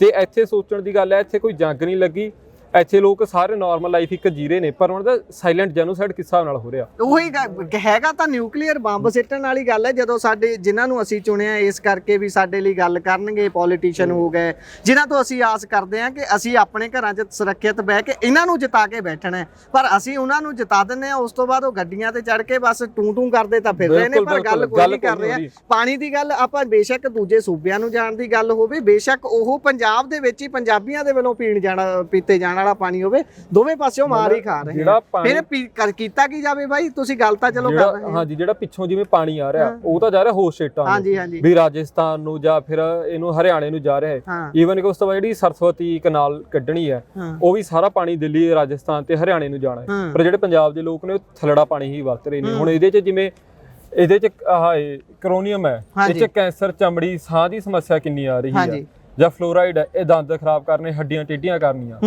ਵੀ ਜਿਹੜੇ ਹੈਵੀ ਮੈਟਲ ਇਹ ਨੁਕਸਾਨਦੇਹ ਕਿੰਨੇ ਨੇ। ਤੁਸੀਂ ਮਨੁੱਖ ਨੂੰ ਤਾਂ ਚਲੋ ਹੋਊਗੀ ਸਮੱਸਿਆ, ਜਦੋਂ ਬੁੱਢੇ ਨਾਲੇ ਦੀ ਗੱਲ ਕਰਦੇ ਆ, ਉਸ ਦਰਿਆ ਦੀ ਗੱਲ ਕਰਦੇ ਆ, ਕਹਿੰਦੇ ਮੱਛੀਆਂ ਤੱਕ ਨੂੰ ਮੂੰਹ ਦਾ ਕੈਂਸਰ ਹੋਇਆ ਪਾਇਆ ਗਿਆ, ਸਟੱਡੀਜ਼ ਦੇ ਵਿੱਚ ਆਇਆ। ਇਹ ਕੀ ਸੱਚੀ ਗੱਲ ਹੈ? ਇਹ ਸੱਚੀ ਗੱਲ ਹੈ। ਹੁਣ ਜਿਵੇਂ ਬੁੱਢੇ ਦਰਿਆ ਨੂੰ, ਬੁੱਢੇ ਨਾਲੇ ਨੂੰ ਉੱਥੇ 40 ਸਾਲ ਹੋ ਗਏ ਉਸ ਮਸਲੇ ਨੂੰ, ਕੋਈ ਨਵਾਂ ਮਸਲਾ ਨਹੀਂ, ਸਾਲ 2 ਸਾਲ ਤੋਂ ਉੱਠਿਆ ਹੋਵੇ। ਪਰ ਜਦੋਂ ਉਸ ਤੇ ਕੋਈ ਗੱਲ ਕਰਨੀ ਚਾਹੁੰਦਾ ਉਦੋਂ ਸਰਕਾਰ ਨੂੰ ਚੁੱਪਦੇ ਕਿਉਂ ਨੇ? ਪ੍ਰਸ਼ਾਸਨ ਨੂੰ ਉਹ ਬੜੀ ਤੰਗੀ ਦਿੰਦੇ ਨੇ, ਐ ਕਿਉਂ? ਉਹਦਾ ਕਾਲੇ ਪਾਣੀ ਮੋਰਚੇ ਵੱਲੋਂ ਪੰਜਾਬ ਯੂਨੀਵਰਸਿਟੀ ਚੰਡੀਗੜ੍ਹ 'ਚ ਪਿਛਲੇ ਸਮੇਂ 'ਚ ਕਾਨਫਰੰਸ ਹੋਈ ਸੀ। ਉਹਦੇ 'ਚ ਵੱਖ-ਵੱਖ ਉਹਨਾਂ ਨੇ ਪੋਲੀਟੀਕਲ ਪਾਰਟੀਆਂ ਵੀ ਸੱਦੀਆਂ, ਉਹ 'ਚ ਕਾਂਗਰਸ, ਸ਼੍ਰੋਮਣੀ ਅਕਾਲੀ ਦਲ ਅੰਮ੍ਰਿਤਸਰ, ਚਾਹੇ ਉਹ ਬੀਜੇਪੀ ਹੋਵੇ, ਬਸਪਾ ਹੋਵੇ, ਸਾਰੀਆਂ ਆਈਆਂ ਸਾਂਝੇ ਤੌਰ ਤੇ ਇਕੱਠੀਆਂ ਹੋਈਆਂ। ਤੇ ਉਹਦੇ 'ਚ ਜਿਹੜੀ ਉੱਥੇ ਪੋਲੀਟੀਕਲ ਪਾਰਟੀਆਂ ਦਾ ਬਿਆਨ ਕੀ ਆਉਂਦੇ ਨੇ ਵੀ ਅਸੀਂ ਐਕਸ਼ਨ ਕਿਉਂ ਨਹੀਂ ਲਏ, ਕਿਉਂ ਨਹੀਂ? ਈਵਨ ਕਿ ਸੈਂਟਰ ਤੋਂ ਫੰਡ ਆਏ, ਉੱਥੇ ਬੀਜੇਪੀ ਦੇ ਰਿਪਰੈਜ਼ੈਂਟੇਟਿਵ ਨੇ ਗੱਲ ਕੀਤੀ, ਸੈਂਟਰ ਤੋਂ ਫੰਡ ਆਏ, ਪਰ ਉੱਥੇ ਐਕਸ਼ਨ ਕਿਉਂ ਨਹੀਂ ਹੁੰਦਾ? ਉੱਥੇ ਇੱਕ ਦੂਜੇ ਤੇ ਇਲਜ਼ਾਮ ਲਾਏ ਗਏ, ਤੇ ਖੁਦ ਵੀ ਇਹ ਗੱਲ ਬਹੁਤੀਆਂ ਪਾਰਟੀਆਂ ਵੱਲੋਂ ਮੰਨੀ ਗਈ ਕਿ ਜਿਹੜੇ ਇੰਡਸਟਰੀਅਲਿਸਟ ਨੇ, ਜਿਹੜੇ ਵੱਡੇ ਉੱਥੇ ਸ਼ਾਹੂਕਾਰ ਨੇ, ਉਹਨਾਂ ਤੋਂ ਅਸੀਂ ਫੰਡ ਲੈਂਦੇ ਆ ਇਲੈਕਸ਼ਨ ਟਾਈਮ। ਜਿਵੇਂ ਇਲੈਕਟੋਰਲ ਬੌਂਡ ਦੀ ਗੱਲ ਪਿਛਲੇ ਪੂਰੇ ਇੰਡੀਆ 'ਚ ਚੱਲੀ ਹੈ, ਵੀ ਉਹਨਾਂ ਕਰਕੇ ਅਸੀਂ ਆਵਾਜ਼ ਨਹੀਂ ਚੱਕ ਸਕਦੇ, ਉਹਨਾਂ ਦੇ ਖਿਲਾਫ ਅਸੀਂ ਗੱਲ ਨਹੀਂ ਕਰ ਪਾਉਂਦੇ। ਤੇ ਹੁਣ ਵੱਡੇ ਜਿਹੜੇ ਸ਼ਾਹੂਕਾਰ ਨੇ, ਜਿਹੜੇ ਫੰਡ ਦਿੰਦੇ ਨੇ, ਉਹ ਬੈਠੇ ਹੋਣੇ ਲੁਧਿਆਣੇ ਦੇ ਇੰਡਸਟਰੀਅਲਿਸਟ ਲੋਕ, ਜਿੱਥੇ ਵੀ ਕਹਿ ਲਓ ਪਾਣੀ ਦਾ ਸਰੋਤ ਉਹ ਖਰਾਬ ਕਰ ਰਹੇ ਨੇ, ਉਹ ਇੰਡਸਟਰੀਅਲਿਸਟ ਨੇ ਵੱਡੇ, ਉਹ ਪੈਸਾ ਦੇ ਕੇ ਉਹਨਾਂ ਨੂੰ ਚੁੱਪ ਕਰਾ ਦਿੰਦੇ ਨੇ। ਜਿਹੜਾ ਆਮ ਵਿਅਕਤੀ ਪੈਸਾ ਨਹੀਂ ਦੇ ਸਕਦਾ, ਉਹ ਆ ਸਾਰਾ ਕੁਝ ਪੀ ਕੇ ਮਰ ਰਿਹਾ। ਇਹ ਪੀ ਕੇ ਮਰ ਰਿਹਾ। ਮਤਲਬ ਗੱਲ ਇਹ ਹੈ ਕਿ ਪੰਜਾਬ ਜਿਹੜੇ ਪਾਣੀ ਦਾ ਮਸਲਾ ਹੈ, ਉਹ ਸਿਰਫ ਪੰਜਾਬ ਦੀ ਖੇਤੀ ਜਾਂ ਪੰਜਾਬ ਦੀ ਜਿਹੜੀ ਇੱਕ ਆਉਣ ਵਾਲੀ ਨਸਲ ਦੀ ਗੱਲ ਨਹੀਂ ਹੈਗੀ, ਉਹ ਪੰਜਾਬ ਦੇ ਪੋਲੀਟੀਕਲ, ਡੈਮੋਗ੍ਰਾਫਿਕ ਸਟਰਕਚਰ ਸਾਰੇ ਕਿਸੇ ਨੂੰ ਹਿਲਾ ਰਹੀ ਹੈ। ਉਹ ਸਾਡੇ ਜਿਓਗ੍ਰਾਫੀਕਲ ਏਰੀਆ ਨੂੰ ਵੀ ਉਹ ਖਰਾਬ ਕਰੂਗੀ ਜਦੋਂ ਇਹੋ ਜਿਹੀਆਂ ਚੀਜ਼ਾਂ ਹੋਣਗੀਆਂ। ਇੱਕ ਤਰੀਕੇ ਦੇ ਨਾਲ ਕਹਿ ਲਓ ਰॉयट्स ਹੀ ਖੜੇ ਹੋ ਜਾਣਗੇ, ਜਿੱਦਾਂ ਫੂਡ ਨੂੰ ਲੈ ਕੇ ਜਦੋਂ ਤੰਗੀ ਹੁੰਦੀ ਹੈ ਕਿਸੇ ਵੀ ਦੇਸ਼ 'ਚ, ਉੱਥੇ ਫੂਡ ਨੂੰ ਲੈ ਕੇ ਰॉयट्स ਹੋ ਜਾਂਦੇ ਨੇ। ਹੁਣ ਜਿੱਦਾਂ ਕਈ ਤਾਂ ਵਿਦਵਾਨ ਇਹ ਵੀ ਕਹਿੰਦੇ ਨੇ ਕਿ ਅਗਲੀ ਜੰਗ ਪਾਣੀ ਨੂੰ ਲੈ ਕੇ ਹੋਊਗੀ ਜਾਂ ਨਹੀਂ ਹੋਊਗੀ, ਪਰ ਆਹ ਹਾਲਾਤ ਤਾਂ ਇਹੀ ਦੱਸ ਰਹੇ ਨੇ ਕਿ ਵੀ ਹੋਊਗੀ। ਇਹ ਤਾਂ ਜਿਵੇਂ ਵਰਲਡ ਵਾਰ ਹੋਈ ਆ, ਉਹ ਸਿਚੁਏਸ਼ਨ ਆ, ਜੋ ਉਹਦੇ ਰਿਜ਼ਲਟ ਨਿਕਲੇ ਸੀ, ਉਹ ਤਾਂ ਮੌਜੂਦਾ ਵਕਤ ਤੇ ਆਪਾਂ ਦੇਖ ਰਹੇ ਹਾਂ ਨਾ, ਵੀ ਇੱਥੇ ਮੌਜੂਦਾ ਵਕਤ ਤੇ ਰਿਜ਼ਲਟ ਉਹ ਨਿਕਲ ਰਹੇ ਨੇ। ਸੋ ਜੰਗ ਤਾਂ ਉੱਥੇ ਕਹਿ ਲਓ ਤੁਸੀਂ ਦਰਾਂ ਤੇ ਖੜੀ ਆ, ਜੰਗ ਆ ਖੜੀ ਆ। ਅੱਗੇ ਚੱਲਦੇ ਹਾਂ ਜੀ। ਹੁਣ ਜਿਵੇਂ ਇਹਦੇ ਵਿੱਚ ਵੱਖੋ-ਵੱਖ ਅਸੀਂ ਏਰੀਆ ਕੀਤੇ ਆਇਡੈਂਟੀਫਾਈ ਵੀ ਕਿੱਥੇ ਕਿਹੜਾ ਤੱਤ ਜ਼ਿਆਦਾ ਪ੍ਰਭਾਵਿਤ ਕਰਦਾ ਜੀ। ਹੁਣ ਜਿਵੇਂ ਮਾਲਵੇ ਦਾ ਸਾਰਾ ਮਾਨਸਾ, ਬਠਿੰਡਾ, ਮੁਕਤਸਰ, ਫਰੀਦਕੋਟ, ਫਿਰੋਜ਼ਪੁਰ, ਇੱਥੇ ਆਪਾਂ ਦੇਖੀਏ ਕੈਂਸਰ ਬੈਲਟ ਸਾਰਿਆਂ ਨਾਲ ਵੱਧ ਚੱਲਦੀ ਆ। ਹਾਂਜੀ। ਤੇ ਇੱਥੇ ਜਿਹੜੇ ਇਲਾਕਾ ਬਠਿੰਡੇ ਵਰਗਾ, ਇਹਦੀ ਜ਼ਮੀਨ ਦਾ ਵੀ ਆਪਾਂ ਨੂੰ ਹਾਲ ਪਤਾ ਵੀ ਇੱਥੇ ਕਿੰਨੀ ਕੁ ਖੇਤੀ ਸਕਸੈਸਫੁਲ ਹੋ ਰਹੀ ਹੈ ਇਸ ਟਾਈਮ ਮੌਜੂਦਾ ਵਕਤ ਤੇ। ਸੋ ਇੱਥੇ ਦੇ ਜਿੰਨੇ ਲੋਕ ਨੇ, ਇਹ ਸਭ ਤੋਂ ਵੱਧ ਜਿਹੜੇ ਚਮੜੀ ਦੇ ਰੋਗ ਨੇ, ਉਸ ਤੋਂ ਬਾਅਦ ਮੰਦਬੁੱਧੀ ਜਵਾਕ ਇੱਥੇ ਪੈਦਾ ਹੋ ਰਹੇ ਨੇ, ਇੱਥੇ ਕੈਂਸਰ ਸਭ ਤੋਂ ਵੱਧ ਹੋ ਰਿਹਾ ਹੈ। ਤੇ ਐਂ ਕਰਦੇ ਜਿੰਨੇ ਵੱਖੋ-ਵੱਖ ਤੱਤ ਨੇ, ਆਪਾਂ ਪੂਰੇ ਜਿਵੇਂ ਅਰਸੇਨੀਅਕ ਹੈ, ਇਹ ਆਪਾਂ ਗੁਰਦਾਸਪੁਰ ਜਾਂ ਅੰਮ੍ਰਿਤਸਰ, ਤਰਨਤਾਰਨ ਏਰੀਏ ਨੂੰ ਸਭ ਤੋਂ ਵੱਧ ਪ੍ਰਭਾਵਿਤ ਕਰ ਰਿਹਾ ਹੈ। ਕਹਿਣ ਦਾ ਭਾਵੇਂ ਥੋੜੇ ਤੱਤ ਹਰੇਕ ਖਿੱਤੇ ਦੇ ਵਿੱਚ ਹੈਗੇ ਨੇ, ਕੁੱਲ ਮਿਲਾ ਕੇ ਪਾਣੀ ਸਾਰਾ ਗੰਦਲਾ ਹੋ ਚੁੱਕਿਆ। ਜੀ ਵੀ ਜਿਵੇਂ ਉਹ ਮਾਲਵੇ ਦੀ ਗੱਲ ਹੋ ਗਈ, ਮਾਝੇ ਦੀ ਗੱਲ ਹੋ ਗਈ, ਇਹ ਦੁਆਬਾ ਆ ਗਿਆ, ਵੀ ਸਾਰਾ ਪਟਿਆਲਾ ਹੋ ਗਿਆ, ਲੁਧਿਆਣਾ ਜਿੱਥੇ ਸਾਰਿਆਂ ਨਾਲੋਂ ਵੱਧ ਫੈਕਟਰੀਆਂ ਨੇ, ਅੰਮ੍ਰਿਤਸਰ, ਜਲੰਧਰ, ਮੋਗਾ, ਵੀ ਜਿੱਥੇ ਸਾਰਾ ਲੈਡ ਜ਼ਿਆਦਾ ਪਾਇਆ ਜਾ ਰਿਹਾ ਫੈਕਟਰੀਆਂ ਚੋਂ, ਜਿਹੜਾ ਨਿਕਲ ਰਿਹਾ ਉਹੀ ਪਾਣੀ 'ਚ ਜਾ ਰਿਹਾ, ਤੇ ਉੱਥੋਂ ਲੋਕ ਪ੍ਰਭਾਵਿਤ ਹੋ ਰਹੇ ਨੇ। ਜੀ ਸੋ ਇਹ ਲੈਡ ਕਿਹੋ ਜਿਹੀਆਂ ਸਮੱਸਿਆਵਾਂ ਦਿੰਦਾ ਸਰੀਰ ਨੂੰ? ਜਿਵੇਂ ਇਹਨੇ ਚਮੜੀ ਦਾ ਰੋਗ ਦੇਣਾ, ਇਹਨੇ ਸਾਹ ਦੀ ਦਿੱਕਤ ਦੇਣੀ ਹੈ, ਇਹ ਦੰਦਾਂ ਨੂੰ ਖਰਾਬ ਕਰਨਾ, ਹੱਡੀਆਂ ਦੀ ਬਿਮਾਰੀਆਂ ਹੁੰਦੀਆਂ ਨੇ, ਕੈਂਸਰ ਵਰਗੀਆਂ, ਇਹ ਸਾਰੇ ਜਿੰਨੇ ਹੈਵੀ ਮੈਟਲ ਨੇ ਇਹ ਉਹ ਜਿਹੀਆਂ ਬਿਮਾਰੀਆਂ ਪੈਦਾ ਕਰ ਰਹੇ ਹਨ ਜਿਨ੍ਹਾਂ ਤੇ ਆਪਾਂ ਪੰਜਾਬ 'ਚ ਨਾਰਮਲੀ ਗੱਲ ਕਰਦੇ ਹਾਂ ਵੀ ਜਿਹਦਾ ਨਾਮ ਨਹੀਂ ਲੈਣਾ ਚਾਹੀਦਾ ਹੁੰਦਾ। ਅੱਛਾ ਜੀ, ਨਾਮ ਨਾ ਲਈਏ ਜੀ ਜੀ ਜੀ। ਤੇ ਇਹ ਸਾਰੀਆਂ ਜਿਹੜੀ ਸੀਰੀਅਸ ਬਿਮਾਰੀਆਂ ਹੈਵੀ ਮੈਟਲ ਪੰਜਾਬ 'ਚ ਉਹ ਕਰ ਰਹੇ ਪਾਏ ਜਾ ਰਹੇ ਨੇ। ਜੀ ਜੀ। ਸੋ ਅੱਗੇ ਆ ਗਿਆ ਗੈਡਰੀਅਮ ਹੋ ਗਿਆ, ਇਹ ਵੀ ਸੇਮ ਉਹੀ ਗੱਲ ਹੈ, ਸਾਰੇ ਇਲਾਕੇ ਉਹੀ ਪ੍ਰਭਾਵਿਤ ਹੋਏ ਨੇ ਜਿੱਥੇ ਫੈਕਟਰੀਆਂ ਏ, ਜਿਹੜੇ ਫੈਕਟਰੀਆਂ ਚੋਂ ਵੇਸਟ ਨਿਕਲਦਾ ਏ, ਜਿੱਥੋਂ ਉਹਦੇ ਟੌਕਸਿਕ ਜਿਹੜੇ ਰਿਲੀਜ਼ ਆ ਉਹ ਕੱਢੇ ਜਾਂਦੇ ਨੇ, ਉਹ ਸਾਰੇ ਲੋਕਾਂ ਨੂੰ ਉੱਥੇ ਪ੍ਰਭਾਵਿਤ ਕਰਦੇ ਨੇ। ਜੀ ਜੀ। ਤਕਰੀਬਨ ਮੈਂ ਦੇਖ ਰਿਹਾ ਜਲੰਧਰ, ਅੰਮ੍ਰਿਤਸਰ ਇਹ ਸਾਰਿਆਂ 'ਚ ਕਾਮਨ ਹੀ ਨੇ। ਜਲੰਧਰ, ਅੰਮ੍ਰਿਤਸਰ, ਲੁਧਿਆਣਾ ਖਾਸ ਤੌਰ ਤੇ ਇਹ ਸਾਰੇ ਕਾਮਨ ਆ ਰਹੇ ਨੇ ਸੈਂਟਰ ਜਿਹੜੇ ਨੇ ਪੰਜਾਬ। ਇਹਦਾ ਹੁਣ ਮਸਲਾ ਕੀ ਪੈਂਦਾ ਵੀ ਇਹ ਸਿਰਫ ਇਹ ਗੱਲ ਨਹੀਂ ਕਿ ਜਿਹੜੀ ਪੰਜਾਬ 'ਚ ਇੰਡਸਟਰੀਆਂ ਉਹ ਇਫੈਕਟ ਕਰ ਰਹੀਆਂ ਨੇ, ਵੀ ਹੁਣ ਜਿਵੇਂ ਬੱਦੀ, ਨਾਲਾ, ਗੜਾ, ਹਿਮਾਚਲ ਦੀਆਂ ਹੋਰ ਜਿਹੜੀਆਂ ਪੈਰਾਸੂਟੀਕਲ ਇੰਡਸਟਰੀਆਂ ਨੇ ਵੀ ਜਿੱਥੇ ਦਵਾਈਆਂ ਬਣਦੀਆਂ ਨੇ, ਸਿੰਥੈਟਿਕ ਡਰੱਗ ਤਿਆਰ ਹੁੰਦੇ ਨੇ, ਵੀ ਉਹ ਜਿਹੜਾ ਸਾਰਾ ਪਾਣੀ ਰਿਲੀਜ਼ ਹੈ ਉਹ ਸਤਲੁਜ 'ਚ ਹੁੰਦਾ ਏ, ਤੇ ਜਿੱਥੋਂ ਸਤਲੁਜ ਦਰਿਆ ਵਗੂਗਾ ਪਾਣੀ ਸਾਰਾ ਉਹ ਗੰਦਲਾ ਹੁੰਦਾ ਜਾਊਗਾ, ਤੇ ਸਾਰੇ ਜਿਹੜੇ ਤੱਤ ਜਿਹੜੇ ਹੈਵੀ ਮੈਟਲ ਉਸ ਇੰਡਸਟਰੀ 'ਚੋਂ ਨਿਕਲੇ ਨੇ ਉਹ ਪਾਣੀ 'ਚ ਸਾਰੇ ਪੰਜਾਬ 'ਚ ਜਾਣਗੇ। ਸੋ ਇਹ ਮਸਲਾ ਇਹ ਨਹੀਂ ਕਿ ਸਿਰਫ ਲੋਕਲ ਦਰਿਆਵਾਂ 'ਚ ਪੈ ਕੇ ਉੱਥੇ ਮੁੱਕਦਾ ਏ, ਉਹ ਹੋਰ ਸਟੇਟਾਂ ਤੋਂ ਵੀ ਆ ਰਿਹਾ, ਹੋਰ ਸਟੇਟਾਂ ਤੋਂ ਵੀ ਆ ਰਿਹਾ। ਇੰਡਸਟਰੀ ਬੇਸ਼ੱਕ ਉਹ ਪੱਟ ਕੇ ਹੋਰ ਕਿਤੇ ਲੈ ਗਏ ਨੇ, ਪਰ ਨੁਕਸਾਨ ਫੇਰ ਵੀ ਪੰਜਾਬ ਦਾ ਹੀ ਕਰ ਰਹੇ ਨੇ। ਪੰਜਾਬ ਦਾ ਭਲਾ ਕੋਈ ਨਹੀਂ ਮਰਕਰੀ ਆ ਗਿਆ ਵੀ ਮਰਕਰੀ ਹੁਣ ਇਹਦਾ ਮਸਲਾ ਕੀ ਹੈ ਵੀ ਜਿਹੜਾ ਲੁਧਿਆਣੇ ਵਰਗੀ ਜਿਹੜੀ ਹੈਵੀ ਇੰਡਸਟਰੀਆਂ ਜਿਹੜੀਆਂ ਉੱਥੇ ਲੱਗੀਆਂ ਹੋਈਆਂ ਨੇ, ਉਹ ਲੱਗੀਆਂ ਜਿੱਥੇ ਵਸਨੀਕ ਬਹੁਤ ਜ਼ਿਆਦਾ ਹੈ। ਜੀ ਜੀ ਜੀ। ਵੀ ਜਿੱਥੇ ਵਸੋਂ ਜ਼ਿਆਦਾ ਹੈ ਇੱਧਰ ਆ ਜੀ ਜੀ, ਉੱਥੇ ਸਾਰਿਆਂ ਨਾਲ ਵੱਧ ਇਹ ਇੰਡਸਟਰੀਆਂ ਲੱਗੀਆਂ ਹੋਈਆਂ ਨੇ ਜੀ, ਤੇ ਉਹਨਾਂ ਕਰਕੇ ਜਿਹੜੇ ਲੋਕ ਆ, ਇੱਕ ਤਾਂ ਉਹ ਵੱਖ-ਵੱਖ ਪੋਲੂਸ਼ਨਾਂ ਤੋਂ, ਚਾਹੇ ਉਹ ਹਵਾ ਪੋਲੂਟ ਹੋ ਰਹੀ ਹੈ ਉੱਥੋਂ ਵੀ ਪ੍ਰਭਾਵਿਤ ਹੋਣਾ, ਸ਼ੋਰ ਕਰਕੇ ਵੀ ਪ੍ਰਭਾਵਿਤ ਹੋਣਾ ਹੈ, ਜਿਹੜਾ ਸਾਊਂਡ ਪੋਲੂਸ਼ਨ ਹੁੰਦਾ ਹੈ, ਉਸ ਤੋਂ ਬਾਅਦ ਜਿਹੜਾ ਪਾਣੀ ਆ ਉਹ ਡਾਇਰੈਕਟ ਜਾਂਦਾ ਹੈ। ਵੀ ਜਿਵੇਂ ਹੁਣ ਸਾਡੇ ਨਾਲ ਵੀਰ ਖੜੇ ਸੀ, ਉਹ ਆਏ ਲੁਧਿਆਣੇ ਦੇ ਉਸ ਏਰੀਏ ਤੋਂ ਜਿੱਥੇ ਬੁੱਢਾ ਨਾਲਾ ਦਰਿਆ ਵਗਦਾ ਹੈ। ਸੋ ਇਹ ਸਾਰੀਆਂ ਜਿਹੜੀਆਂ ਉਹ ਹੈ, ਇਹ ਤੋਂ ਬਾਅਦ ਚਾਹੇ ਫਲੋਰਾਈਡ ਹੋ ਗਿਆ, ਵੀ ਇਹ ਫੇਰ ਮਾਲਵੇ ਤੋਂ ਸਭ ਤੋਂ ਵੱਧ ਪ੍ਰਭਾਵਿਤ ਕਰਦਾ, ਵੀ ਜਿਵੇਂ ਇਹ ਹੱਡੀਆਂ ਟੇਢੀਆਂ ਕਰਨਾ, ਦੰਦਾਂ ਦੀਆਂ ਬਿਮਾਰੀਆਂ ਹੋ ਗਈਆਂ। ਸੋ ਇਹ ਸਾਰਾ ਫਲੋਰਾਈਡ ਆ ਉਹਨੂੰ ਪ੍ਰਭਾਵਿਤ ਕਰਦਾ ਸਭ ਤੋਂ ਵੱਧ, ਵੀ ਇਹ ਵੀ ਮਾਲਵੇ 'ਚ ਸਾਰਿਆਂ ਨਾਲ ਵੱਧ ਪਾਇਆ ਜਾਂਦਾ। ਖਿੱਤਾ ਤਾਂ ਕੋਈ ਵੀ ਨਹੀਂ ਬਚਿਆ ਹੋਇਆ, ਖਿੱਤਾ ਕੋਈ ਨਹੀਂ। ਜੇ ਆਪਾਂ ਇੱਧਰ ਪੁਆਧ ਦੀ ਗੱਲ ਕਰ ਲਈਏ, ਇੱਥੇ ਡੈਮੋਗ੍ਰਾਫੀ ਵੀ ਚੇਂਜ ਹੋ ਰਹੀ ਹੈ। ਇੱਥੋਂ ਜਿਹੜਾ ਸਤਲੁਜ ਦਾ ਪਾਣੀ ਜਿਹੜਾ ਉਧਰੋਂ ਵਗ ਕੇ ਆ ਰਿਹਾ ਹੈ, ਉਹ ਸਾਰਿਆਂ ਨਾਲ ਪਹਿਲਾਂ ਇਫੈਕਟ ਇੱਧਰਲੇ ਇਲਾਕੇ ਨੂੰ ਕਰਦਾ ਹੈ। ਉਸ ਤੋਂ ਬਾਅਦ ਜਿਵੇਂ ਇੱਥੇ ਵੱਖੋ-ਵੱਖ ਸ਼ਹਿਰੀ ਉਹਨਾਂ ਨੂੰ ਜਾਂਦਾ ਹੈ ਪਾਣੀ, ਉਹ ਸਾਰਾ ਪੁਆਧ ਵੀ ਉਸੇ ਨਾਲ ਇਫੈਕਟ ਹੋ ਰਿਹਾ। ਠੀਕ ਹੈ ਜੀ।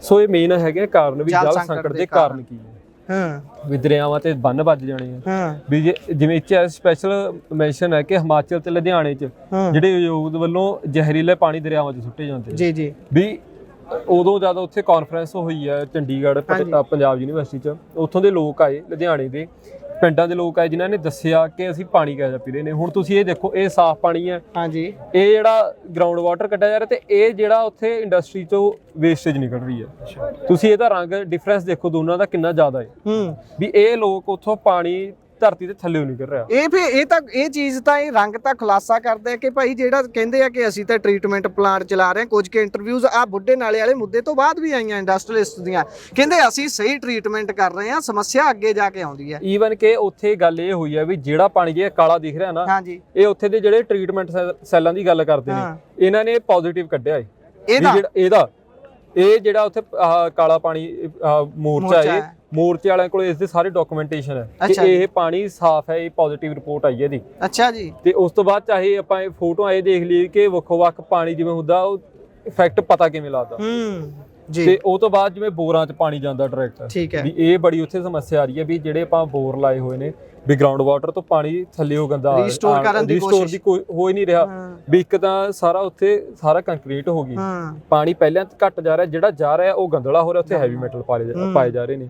ਫਿਰ ਉਸ ਤੋਂ ਬਾਅਦ ਵੀ ਜਿਹੜੀ ਹਰੀ ਕ੍ਰਾਂਤੀ ਹੈ, ਜਿਹੜਾ ਸਭ ਤੋਂ ਵੱਡਾ ਇੱਕ ਮੇਨ ਕਾਰਨ ਆਪਾਂ ਮੰਨਦੇ ਹਾਂ ਵੀ ਹਰੀ ਕ੍ਰਾਂਤੀ ਕਰਕੇ ਜਿਹੜੇ ਇਹੋ ਜਿਹੀਆਂ ਫਸਲਾਂ ਆਣੀਆਂ, ਜਿਹਦੇ ਕਰਕੇ ਪੰਜਾਬ ਦਾ ਪਾਣੀ ਗਰਾਊਂਡ ਲੈਵਲ ਤੇ ਥੱਲੇ ਜਾਣਾ, ਉਹਦੇ ਕਰਕੇ ਹੈਵੀ ਮੈਟਲ ਹੈ ਜਿਹੜੇ ਉਹ ਪਾਣੀ 'ਚ ਆਣੇ, ਤੇ ਸਫੈਦੇ ਵਰਗੀ ਜਿਹੜੀ ਇੱਥੇ ਦੀ ਫਸਲ, ਇੱਥੇ ਦੇ ਦਰਖਤ ਨਹੀਂ, ਬੂਟੇ ਨਹੀਂ ਹੈਗੇ, ਚਾਹੇ ਉਹ ਜੀਰੀ ਝੋਨਾ ਹੋਵੇ, ਉਹ ਜ਼ਿਆਦਾ ਉਪਜ ਹੈਗੀ ਜਿਹੜੀ ਉਹ ਜਿਹੜਾ ਕੰਜ਼ਿਊਮ ਕਰਨਾ ਉਹ ਸਾਊਥ ਨੇ ਕਰਨਾ ਜੀ ਜੀ, ਪਰ ਉਹ ਬਣਾਏ ਇੱਥੇ ਜਾ ਰਹੇ ਨੇ। ਇਹ ਜਿਹੜੀ ਜ਼ਹਿਰੀਲੀਆਂ ਖਾਦਾਂ ਤੇ ਕੀੜੇਮਾਰ ਦਵਾਈਆਂ ਦੀ ਤੁਸੀਂ ਗੱਲ ਕਰ ਰਹੇ ਹੋ, ਕੁਝ ਦਿਨ ਪਹਿਲਾਂ ਹੀ ਟ੍ਰਿਬਿਊਨ ਅਖਬਾਰ ਦੇ ਵਿੱਚ ਚਰਨਜੀਤ ਭੁੱਲਰ ਹੁਣਾਂ ਦੀ ਵੀ ਰਿਪੋਰਟ ਲੱਗੀ ਹੈ ਕਿ 9000 ਕਰੋੜ ਰੁਪਏ ਦਾ ਬਿਜ਼ਨਸ ਹੁਣ ਤੋਂ ਕੁਝ ਸਮਾਂ ਪਿੱਛੇ ਚਲ ਜਾਈਏ 17-18 ਵਿੱਤੀ ਵਰ੍ਹਾ 17-18 ਜਿਹੜਾ ਸੀ ਉਦੋਂ ਕੀਟਨਾਸ਼ਕ ਦਵਾਈਆਂ ਖਰੀਦੀਆਂ ਗਈਆਂ, ਪਾਈਆਂ ਗਈਆਂ ਖੇਤਾਂ 'ਚ, ਪਰ ਜਿਹੜਾ ਹੁਣ 23-24 ਦਾ ਵਿੱਤੀ ਵਰ੍ਹੇ ਦਾ ਆંકੜਾ ਹੈ ਉਹ 36,000 ਕਰੋੜ ਰੁਪਏ ਦਾ।